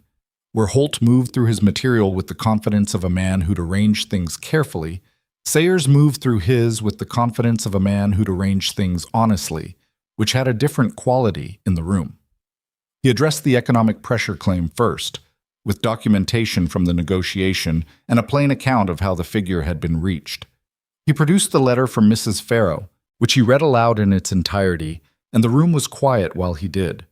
Mrs. Farrow's voice on paper was exactly as precise and unmerciful as it had been in person, and certain sentences landed in the room with a weight that Sayers was smart enough not to underline. He addressed the consent question with a document that Abigail hadn't known he'd prepared, a formal statement of her own, signed and witnessed, detailing her understanding of the arrangement from the beginning. He read it without preamble, her own words, plain and specific, read back to her across a room of 80 people. She held very still and let them be read. Then Sayers said, "I'd like to call Mr. Cross to speak." Nathan stood, and the room shifted slightly the way rooms shift when someone moves through them who is known and respected. He went to the platform and stood without using it for any effect. He wasn't a platform-type man, and he didn't pretend to be. He looked at Magistrate Crane and then at the room, steady and direct. He did not begin with the contract. He began with something else entirely, and she understood in the first 30 seconds that this was not what Sayers had prepared. This was Nathan having decided at some point between the kitchen this morning and this platform to say something different. "I want to talk about what was actually being negotiated," he said, "and what wasn't." The room was very quiet. "Silas Mercer has argued that he received inadequate compensation for his daughter. I want that framing considered carefully because it tells you something." He paused. His daughter, a grown woman, framed as something that was transferred for compensation. He looked at the room, not accusatory, not performative, just looking. "I want to ask the people in this room to think about what they know of Abigail Mercer, what they knew before she came to my ranch, what they know now." Abigail had not taken her eyes off her hands since he started speaking. She made herself look up. "Most of you knew her as Silas's overlooked daughter," Nathan said. "The plain one, the one nobody had chosen. I know that's how she was seen because I was in that room when he was showing his daughters off like stock at a fair, and she was standing by the window because that was the position she'd been assigned. And she'd been assigned it for so long she'd stopped expecting anything different." He stopped. "I want to be precise about something. When I chose her, I was not doing her a favor. I needed specific qualities in a person: patience, resilience, the kind of character that holds up when everything around it is falling apart. I assessed what I saw that evening, and I chose accordingly. That is a transaction, yes, but it was a transaction where I got substantially the better end of the deal." Somewhere in the third row, someone shifted. The bench creaked. Otherwise, the room held its silence. "In the months since Abigail came to my ranch," Nathan continued, "she has rebuilt a household that was, to put it honestly, coming apart. She has managed accounts and organized work and dealt with situations that would have sent most people off that property inside a month. She sat up through an entire night keeping my younger son alive through a fever while I was 2 hours away, and when I tried to thank her the next morning, she told me she didn't need thanking." He paused. "My sons called her a stranger when she arrived. My older son made it fairly clear that he intended to keep calling her a stranger indefinitely." He stopped at some point. He stopped because she earned his respect by doing nothing other than being exactly what she is, every single day, without asking for recognition. Abigail looked at Eli. He was looking straight ahead, but his jaw was tight in the way that meant something was working through him that he hadn't fully processed yet. "Now," Nathan said, "her father is in this room claiming compensation for the inconvenience of losing her." His voice didn't change. It stayed the same steady, controlled register. "I want to ask the people in this room a simple question. Not a legal question, just an honest one." He looked around the space. If Abigail Mercer was as worthless as the story her father is telling would require her to be, why is she the first person in 26 years who was actually given a home? The room was completely silent. Not a question about contract law, just an honest question about what we all actually know and what we've chosen to say out loud about it. He stepped down from the platform and came back to his seat. He sat beside Abigail. He didn't look at her, and she didn't look at him. The room stayed quiet for a moment that stretched out longer than it should have, and then Magistrate Crane said, "Thank you, Mr. Cross," in a tone that suggested he was also processing what he'd just heard, and that he was doing it quickly and professionally. Silas Mercer had not moved during Nathan's testimony. She looked at him now, briefly. His face was controlled. He was good at controlled. But there was something underneath the control that she recognized from years of watching him. The look of a man who'd miscalculated. Not about the law, necessarily. About the room. He'd expected the room to see a story about a man wronged in a business transaction. He'd gotten a room that had just been asked to look at itself. Magistrate Crane called a 30-minute recess. Abigail went outside because she needed air and found a spot around the side of the building where she could stand without being in the flow of people moving in and out. And she stood there with her back against the planked wall and the clouds overhead and breathed until the tightness in her chest eased to something manageable. Thomas found her. He appeared around the corner of the building with the purposeful navigation of a child who decided he was going to find something and found it. He came and stood beside her without saying anything, which was unusual for Thomas, who generally said whatever was in his head within a few seconds of thinking it. She looked down at him. "Well," she said. "I think Pa was really good," Thomas said. He was. He made old Mr. Hale in the fourth row look like he was thinking hard about something. I was watching him. His forehead did a thing. Despite everything, she felt the corner of her mouth move. "Is that the measure, Mr. Hale's forehead?" "He doesn't usually think about things," Thomas said, with the frank assessiveness of a child who'd apparently been observing the adult population of Red Hollow for some time. "So when he does, it means something got through." She looked at the clouds for a moment. "Thomas," she said, "whatever happens in there, you said you're not going anywhere," he said. "Immediately. The way you say something you've been holding ready." "I did." "So." He crossed his arms over his chest, his brother's gesture, she thought, adopted without knowing it. "Then whatever happens in there is just something that happens. You're still going to be there on Friday when the bread needs doing." She looked at this 9-year-old who'd asked her at the beginning if she was nice, who'd shown her where the beans went in the garden, who'd called her something in a fever that he hadn't quite meant, and had then gradually, over months, started to mean. "Yes," she said. "I am." He nodded, satisfied, and went back around the building to find his brother. She stood there another moment, the wall solid against her back, and then Eli came around the corner. He moved with his characteristic economy. He didn't dawdle, didn't meander, came directly to where she was standing and stopped. "What Pa said," he began, and then stopped. She waited. "When he said I stopped calling you a stranger." He looked at the ground briefly, then at her, those steady, careful eyes. He wasn't wrong. "I know," she said. He stopped again. He was working at something. She could see it, the effort of someone for whom this kind of speech didn't come easily. "I didn't want to, at first. Not because of you. It just felt like..." He pushed a breath out. "Ma isn't coming back, I know that. But if I started being different about things, it felt like that was saying it was okay, that she was gone, and it's not okay." Abigail was quiet for a moment. The clouds moved somewhere up above them and the light shifted slightly. "No," she said, "it's not okay. It will never be okay." He looked at her. "She was your mother," Abigail said. "She's supposed to be here, and she's not. And that is not okay, and it was never going to be okay, and nothing that happens today or any other day makes it okay. Including me." She paused.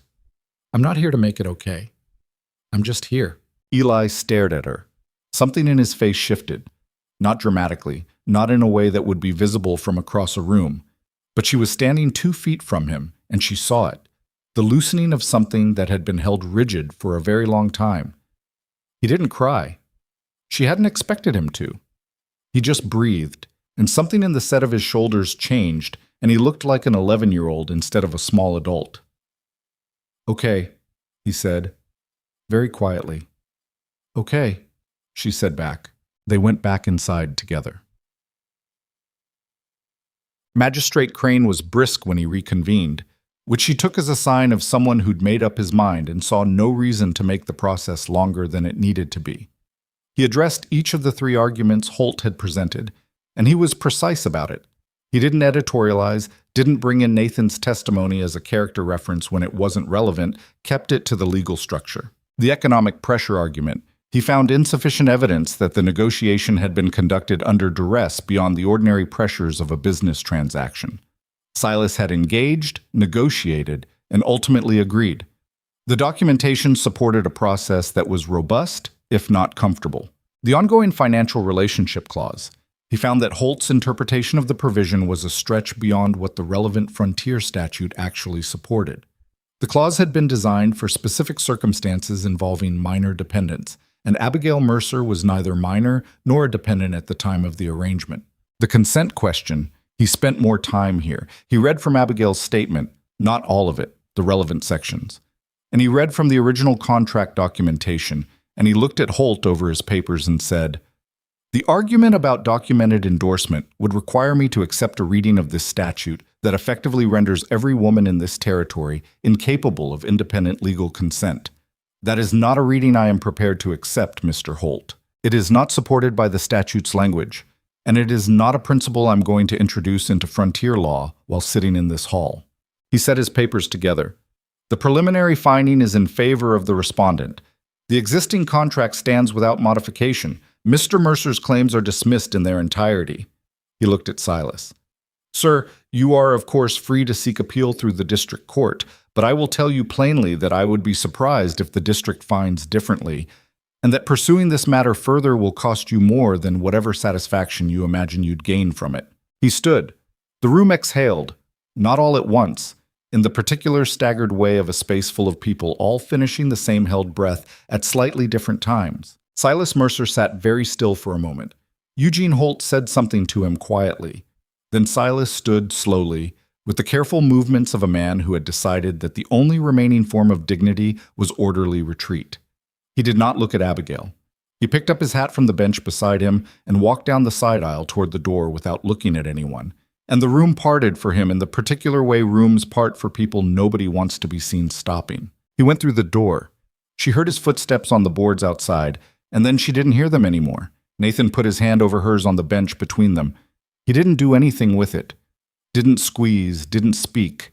Just put it there and left it, steady and present. And she turned her hand over and held his back. Around them, the room was beginning its noise again. The shift in movement and voice of people released from the particular suspension of a public proceeding. She heard Cecilia Aldrich's voice somewhere behind her saying something she couldn't make out. She heard Thomas say, "I told you Mr. Hale's forehead meant something," to no one in particular, and heard Eli tell him to be quiet.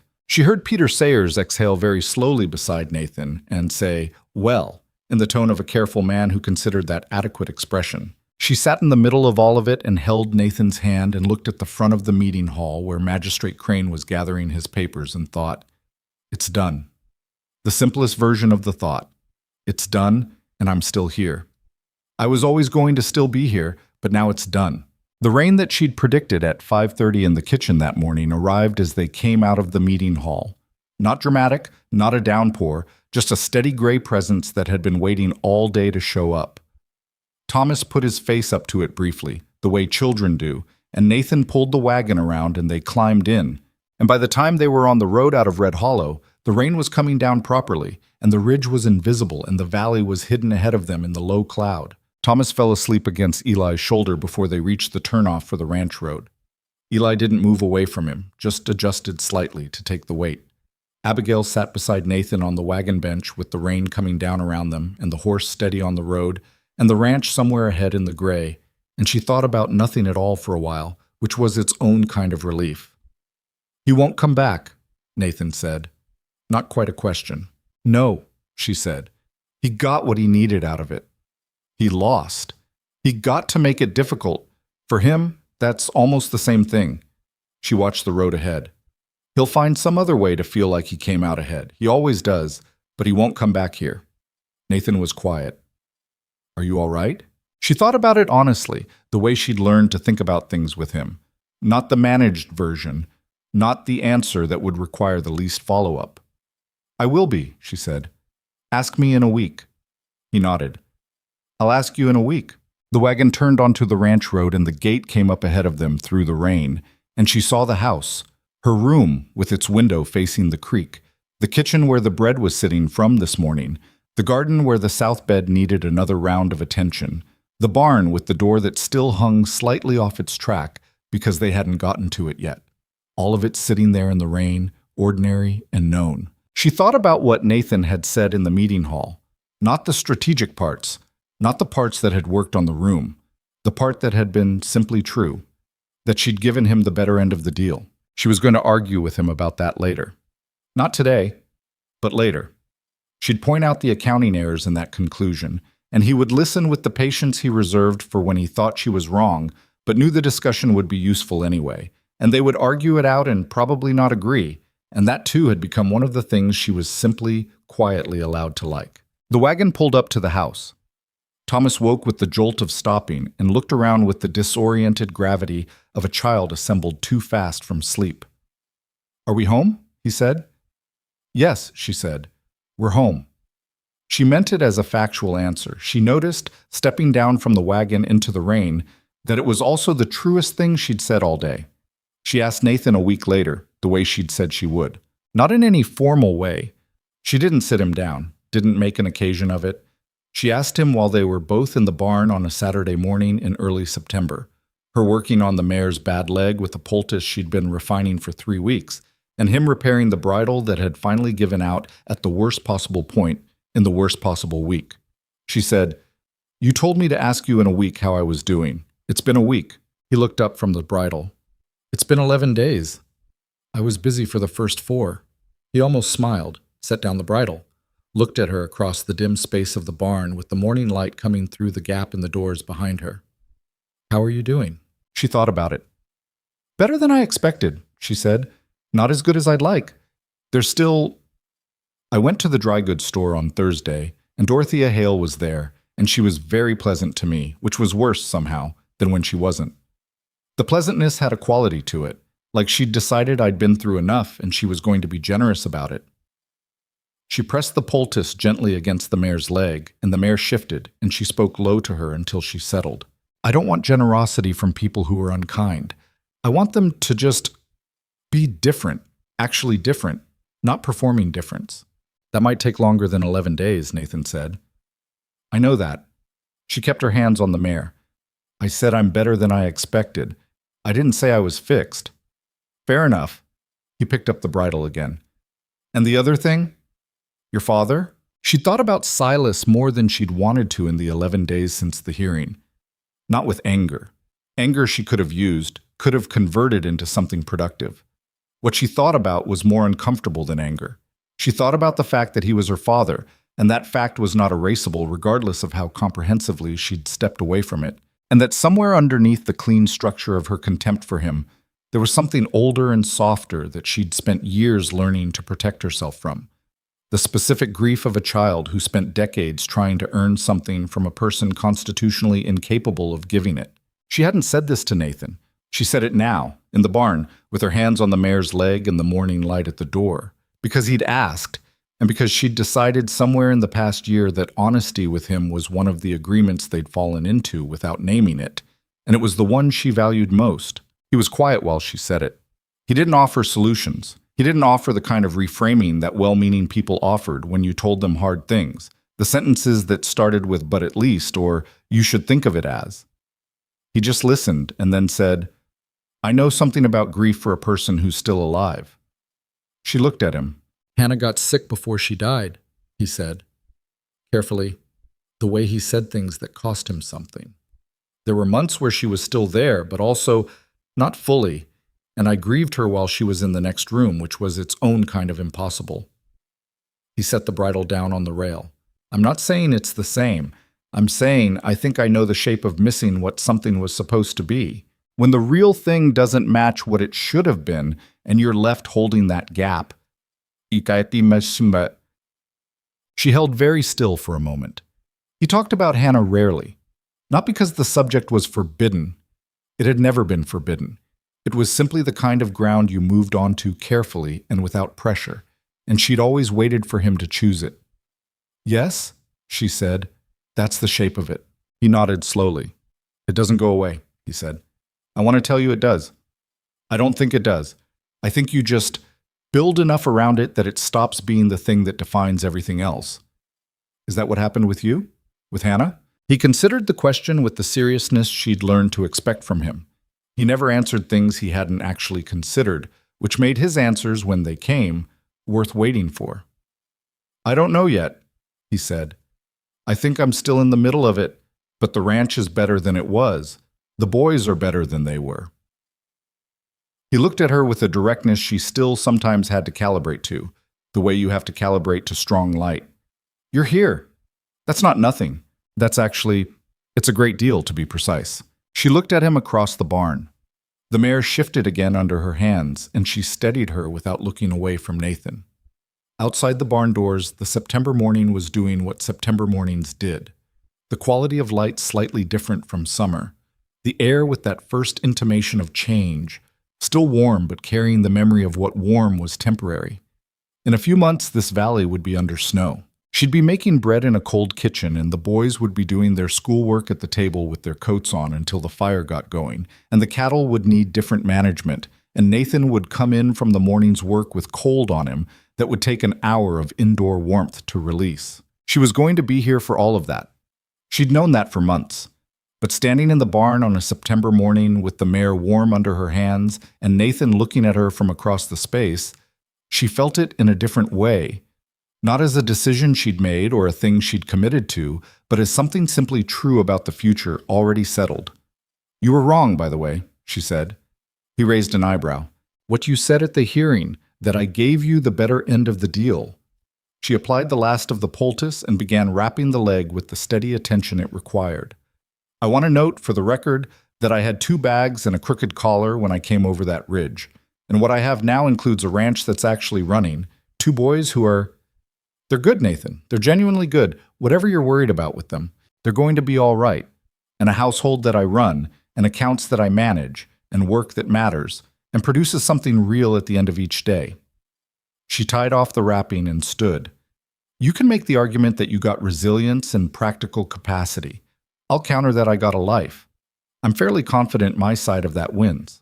He was looking at her with an expression that had something in it she'd been cautiously tracking for the past few months. Something warmer than the steady, practical regard that had characterized the early period. Something that had been accumulating in the way of things that build up slowly and then are suddenly visible. "You're probably right," he said. "I'm definitely right. You usually are. It's one of the harder things to live with." "You manage," she said. He picked up the bridle and they went back to their work. And the morning continued in the way mornings did on the ranch. One thing and then the next thing. The practical sequence of it. Nothing dramatic, nothing complete. Just the accumulation of hours that were, she'd decided, exactly what she'd wanted without knowing for most of her life what to call the wanting. October arrived in stages the way seasons do in valley country. Not all at once, but in increments. A colder night here, a different quality of afternoon light there, the cattle moving differently in the early morning. The kitchen garden finished its season, and Abigail put it to bed properly, pulling the dead growth and turning the soil and laying the beds down for winter with the satisfaction of someone who'd watched a thing struggle through its first season and wanted it in better shape for the second. Thomas helped. He'd graduated from being shown what to do to having opinions about it, which was both more useful and more argumentative, and she found she preferred it. "The beans did better on the south side than the north," he said one afternoon, crouched over the north bed with dirt on both knees. "I think next year we should move more of them south." "The north side needs something," she said. "Something that doesn't need as much sun. We had the lettuce there, but it bolted too fast in summer." "What about the herbs? Mrs. Farrow had herbs on the north side one year, I think." She looked at him. "You remember that? Ma planted them." He said it straightforwardly, without the careful guard that used to accompany any reference to Hannah. It had been loosening for months, that guard, not disappearing, not replaced by anything false, just loosening into something more like natural memory. "They didn't come back the year after she died. Nobody tended them." "We could try again," Abigail said. "Herbs are forgiving if you get them in early enough." He thought about this. "She grew lavender," he said, "and something else. Something that smelled like... I don't remember what it was. We can try a few things and see what takes." She sat back on her heels and looked at the bed. "Your mother knew this garden better than I do. I'm still figuring out what it likes." Thomas was quiet for a moment. Then, "She would have liked that you kept it going," he said. Not with any particular weight. He said it the way 9-year-olds say things that are true, simply and without ceremony. She cared about it a lot. It was the thing that after she got sick, she used to sit by the window and look at it. Pa said she asked about it even when she couldn't come outside anymore. Abigail looked at the turned soil of the beds and thought about Hannah Cross sitting at a window, looking at her garden through the glass, and she felt the particular shape of that. Not grief exactly, not hers to grieve in the same way, but a kind of recognition. The garden had waited. It had gone ragged and overgrown and waited, and now there were 2 people crouched in the dirt of it trying to figure out what it needed. And maybe that was a form of honoring something without making a performance of the honoring. "Tell me what else you remember," she said. "About what she planted. Any of it you can recall." Thomas told her for the next 40 minutes, everything his 9-year-old memory held about his mother's garden, and she listened to all of it and filed it carefully and asked questions that kept him talking, and the afternoon light moved across the valley while they worked and talked. And by the time they went inside for supper, the north bed was turned and she had the beginning of a plan for it that had Hannah's lavender in it, and the thing Thomas half remembered that smelled like something he couldn't quite name. But that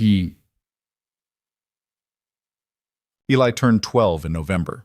He didn't make much of birthdays, had the quality of someone who found the focused attention of celebrations slightly uncomfortable, which Nathan shared, and which Abigail had accounted for by making his preferred supper and producing a cake without announcing it as a birthday cake until it was already on the table, which was a strategy that seemed to split the difference adequately. He ate 2 pieces. The second piece he took himself, without being offered it, which was its own kind of statement. After supper, while Thomas was helping Abigail wash the dishes with the focused intensity he brought to anything that might get him out of doing his schoolwork, Eli sat at the kitchen table with a book he wasn't reading and said, "I need to learn the accounts." Abigail looked up from the basin. Nathan, who was reading at the other end of the table, looked up too. "The ranch accounts," Eli said. He was looking at Abigail specifically, not Nathan, which she noted. "I want to understand how they work. You said last week the winter feed costs were going to be the hardest quarter. I want to understand why." She dried her hands. "You finished your schoolwork?" "This morning." "All of it?" A pause. "Most of it." "Finish the rest of it, and I'll show you the ledger after." He looked like he wanted to argue the prioritization, decided against it, picked up his school book instead of the novel, and completed the remaining work in 45 minutes with the efficiency of someone motivated by a specific reward. Then she sat beside him at the table with the ledger open between them and walked him through the winter quarter projections. The feed costs, the reduced income from cattle sales during the cold months, the fixed costs of the household that didn't adjust to the season. He asked good questions. They were the questions of a boy who'd been listening to adult conversations for years and was now ready to engage with the content rather than just absorb it. Nathan watched them from his end of the table. She was aware of his watching. She'd become attuned to his attention in the way you become attuned to the particular quality of light in a place you've lived in long enough to know its changes. There was something in his face that she didn't look directly at, because it felt like the kind of thing that needed to approach in its own time, rather than being turned toward too abruptly. Later, when the boys were in bed and the house had settled into its nighttime quiet, she was at the counter putting things in order for morning when Nathan came and stood at the other end of it.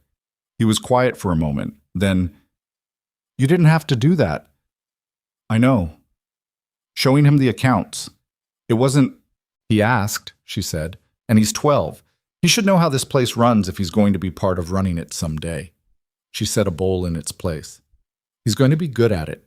He thinks the way you need to think for it. He sees the whole shape of a problem, not just the part in front of him." Nathan was quiet. "I thought you'd think that was good news," she said, looking up. "I do." He stopped. In the months she'd known him, she'd learned to recognize his pauses. There were different kinds, and this one was the kind where he was going to say something he'd been holding on to and had decided to put down. "I want to tell you something," he said. "And I want to say it accurately because I don't always say things the right way the first time." She turned to face him fully. The kitchen was lit by the oil lamp, warm and close, the fire banked low in the hearth.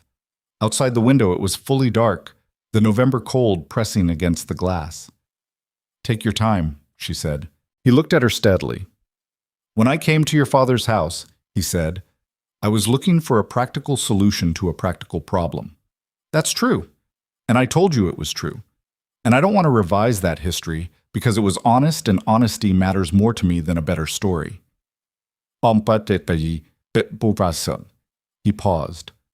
"What I didn't tell you, because I didn't know it yet, is that practical it's not nothing. People pretend it's nothing, like it's somehow lesser than the other kind of thing. But I've seen what the other kind of thing looks like when the practical falls apart underneath it, and I don't think it's lesser. I think it's actually where most of what's real happens." She was quiet, listening. "What I mean," he said, "is that I chose you because I thought you were capable and resilient and not easily frightened, and you are all of those things. You're exactly what I assessed, But somewhere in the past year, he stopped. Started again with the deliberateness of a man who rarely said this kind of thing and was therefore getting it right rather than fast. I stopped thinking of you as the right practical choice.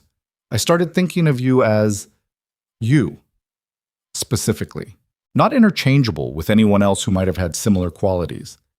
You specifically, in this kitchen, in this house, arguing with me about the feed schedule and staying up all night with Thomas, and teaching Eli the ledger and talking to Thomas about his mother's garden without making it into something sad. He looked at her. I chose you for the ranch. I want to be clear that what I feel now is not about the ranch. She held that for a long moment. The fire shifted in the hearth behind her. The lamp gave its steady, warm light.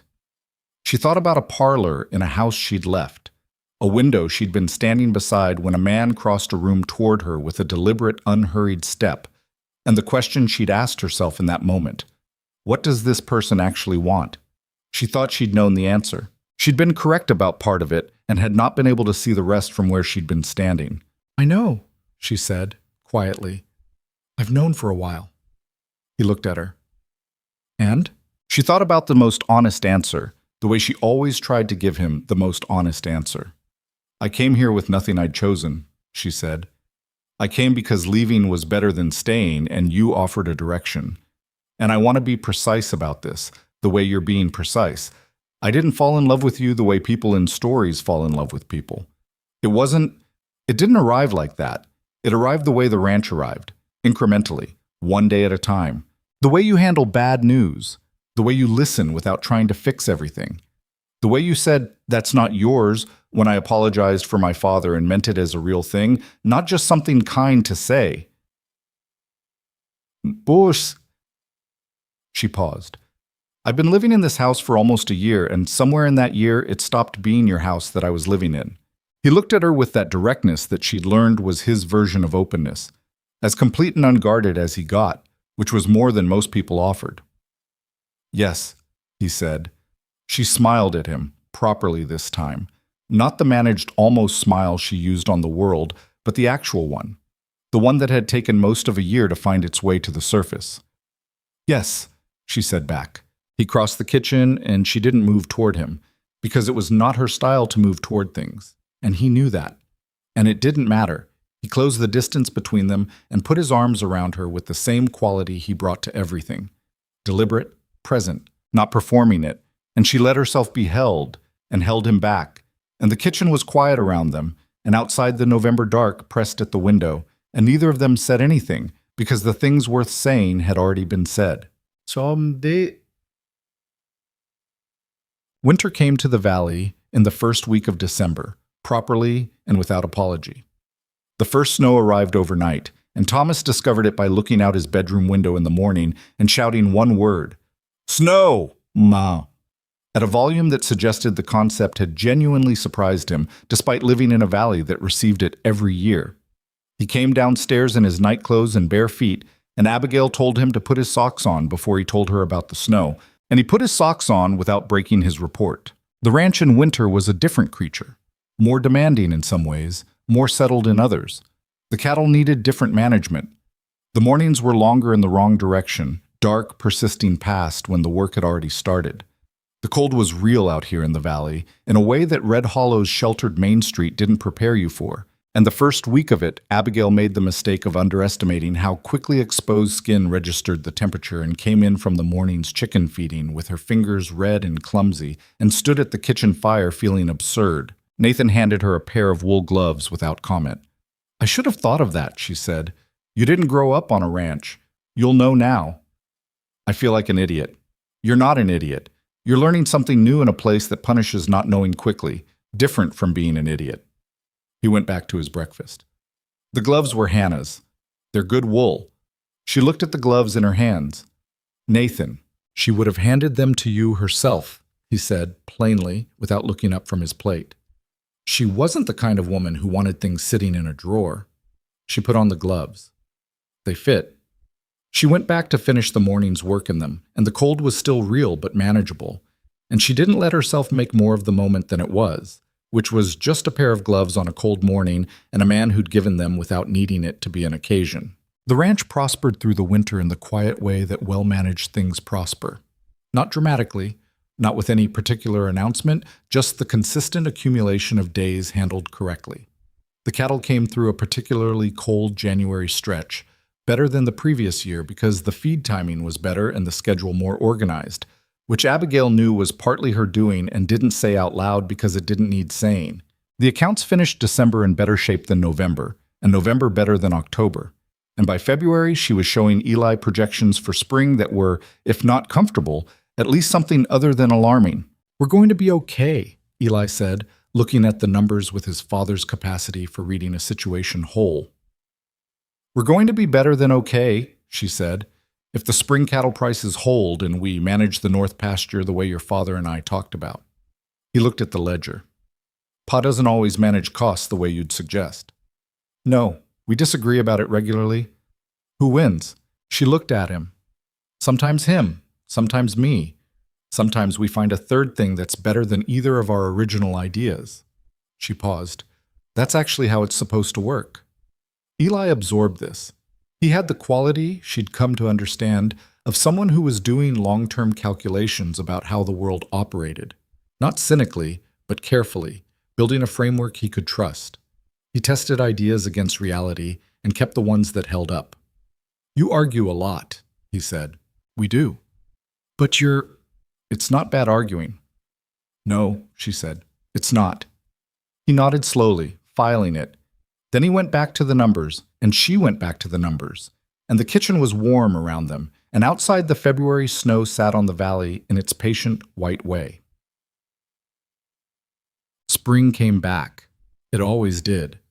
Abigail had known this intellectually, and now she knew it in her body. The particular morning when the air changed and the quality of the light shifted and you could actually feel through the walls of the house, that the worst of it was over. Thomas celebrated this by announcing that the garden beds could be prepared in 2 weeks, and he'd been thinking about the north side. Eli celebrated by saying nothing but going out to the barn with Nathan with something approaching eagerness for the first time in months.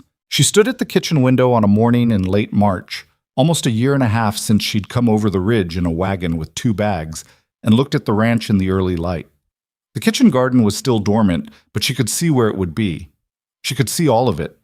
Not as it had been or as it might become, but as it was, right now, in this specific light. Hers in the only way that actually counted. Known. Tended. Returned to every day by choice. She thought about the woman who'd stood by a parlor window being invisible, and the calculation she'd made that night. Not a romantic calculation, not a leap of faith, just a clear-eyed assessment that leaving was better than staying, and the direction being offered was a real direction. She thought about how insufficient that calculation had been to predict what she was standing in now, how completely it had failed to account for bread starters and night fevers, and garden beds and ledgers and arguments about feed schedules and wool gloves on a cold morning, and a boy who'd knocked twice in the dark, and a boy who knew where the beans went, and a man who'd stood up in a meeting hall and asked the room a question it couldn't answer. You can plan for a direction. You cannot plan for what accumulates along the way. She was 30 years old, and she'd spent most of those years being treated as a subtraction, as the one who made the family's total slightly less impressive, who reduced the room's quality by her presence in it, who had failed at the fundamental task of being the kind of woman other people wanted to be near. She'd internalized enough of that to make it hard to see clearly, and unlearning it was not a clean process and was not finished yet. There were still mornings when the old voice showed up in the back of her head, speaking her father's language, cataloging her deficits, suggesting that the ranch's improving fortunes were really Nathan's doing, and she'd just been useful.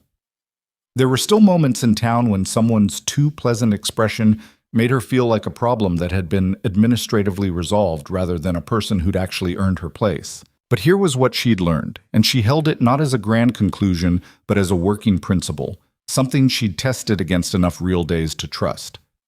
Belonging is not given. It is not granted by the right circumstances or the right person choosing you or the room finally deciding you're acceptable. It is built.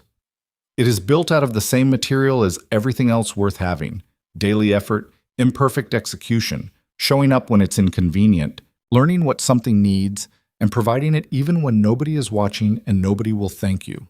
It is built by making bread on the mornings when everything is terrible, and by keeping accounts that nobody else wants to keep, and by sitting at a kitchen table at 2 in the morning with a boy who can't sleep, and saying the true thing instead of the comfortable one. She had not been rescued. She needed that to be clear in her own mind. She had not been taken from one situation by a better man and installed in a better life. She had moved herself. She had assessed, decided, packed 2 bags, and ridden over a ridge into an unknown valley, and then she had worked. She had worked every single day, not perfectly, not without error, but with a consistency that over time became its own kind of proof. The proof of herself, to herself, which was the only proof that actually mattered in the long run. The door opened behind her and Nathan came in from the morning, cold still on his jacket, and stood beside her at the window. He looked at what she was looking at, the ranch, the light, the garden. "Thomas is already talking about the north bed," he said. "I know. He has opinions." "He has your opinions." She looked at Nathan. "He developed them independently." "Did he?" "Mostly." She looked back out the window. "The lavender is going in this year. He's decided." Nathan was quiet for a moment. "Hannah would like that," he said, simply, not with grief, not with the careful handling he'd once brought to any reference, just simply the way you mentioned something true about someone you loved, the way that becomes possible when enough time has passed and the wound has become a scar and the scar has become just a part of the body, always there, no longer the first thing you feel every morning. "Yes," Abigail said. "I think so too." They stood at the window together and the morning light came across the valley and the ranch was alive with its usual sounds. The cattle, the chickens complaining about something as chickens always did, the barn door that still hadn't been fully fixed despite being on the list since October, which she was going to address Nathan about again this week. The creek was running fast with snowmelt, audible from here if you listened. In an hour, Thomas would be down, demanding breakfast with the energy of a boy who'd decided spring was personally addressed to him, and Eli would follow with his habitual composure that she'd come to read clearly enough to know that underneath it, he was also glad for spring, glad in the specific way of a boy whose heart was larger than his manner let on. Her life was here, not in spite of what it had taken to build it, but because of it. The difficulty was not a thing that had happened before the real story started. The difficulty was the story. The showing up anyway was the story. The bread on the hard mornings, and the arguments that led to better answers, and the night in the dark with a basin of cold water in the meeting hall, and the 45 minutes in the garden, hearing a boy remember his mother's lavender. That was the story, all of it. The whole accumulated weight of days that had turned an empty room with a hook on the wall into the only place she'd ever in her life felt entirely like herself. Nathan put his hand over hers where it rested on the windowsill, not reaching for her, just placing it there, the same way he had in the meeting hall. Present, steady, not requiring anything from the gesture beyond the gesture itself. She turned her hand over and held his, and the spring light moved across the valley, and the ranch went on being what it was, imperfect, demanding, entirely real, and hers. There were things she still didn't know how to do, things she would get wrong next week and the week after. The barn door needed fixing, and the North Pasture question wasn't fully resolved, and the relationship between her and the town of Red Hollow was still more complicated than she'd like, and probably would be for years. Eli would have hard days still. Grief doesn't run on a schedule, and 12-year-old boys were not predictable by nature. Nathan would be closed off sometimes in ways she couldn't get around, and she would be stubborn in ways he couldn't get around, and they would argue and not always land somewhere better than where they started. None of that was the absence of a good life. That was a good life. That was what it actually looked like from the inside. Not the story you told someone, but the thing you lived in, which was harder and more specific and more genuinely yours than any version of it that came without friction. The woman who had stood by a window waiting for an evening to end was not a different person than the woman standing here now. She was the same person, finally in a place where all of herself was allowed to exist. That was the whole of it. That was the thing she'd been reaching for without knowing what it was called. She had not survived into something. She had built something to survive into. She stood at the window of the house she'd made her own, her hand in the hand of the man who'd stopped being the person who'd chosen her and become the person she'd chosen back. And she listened to the creek run fast with the first warmth of spring, and she let the morning be exactly what it was. It was enough. It was finally and completely and without qualification enough.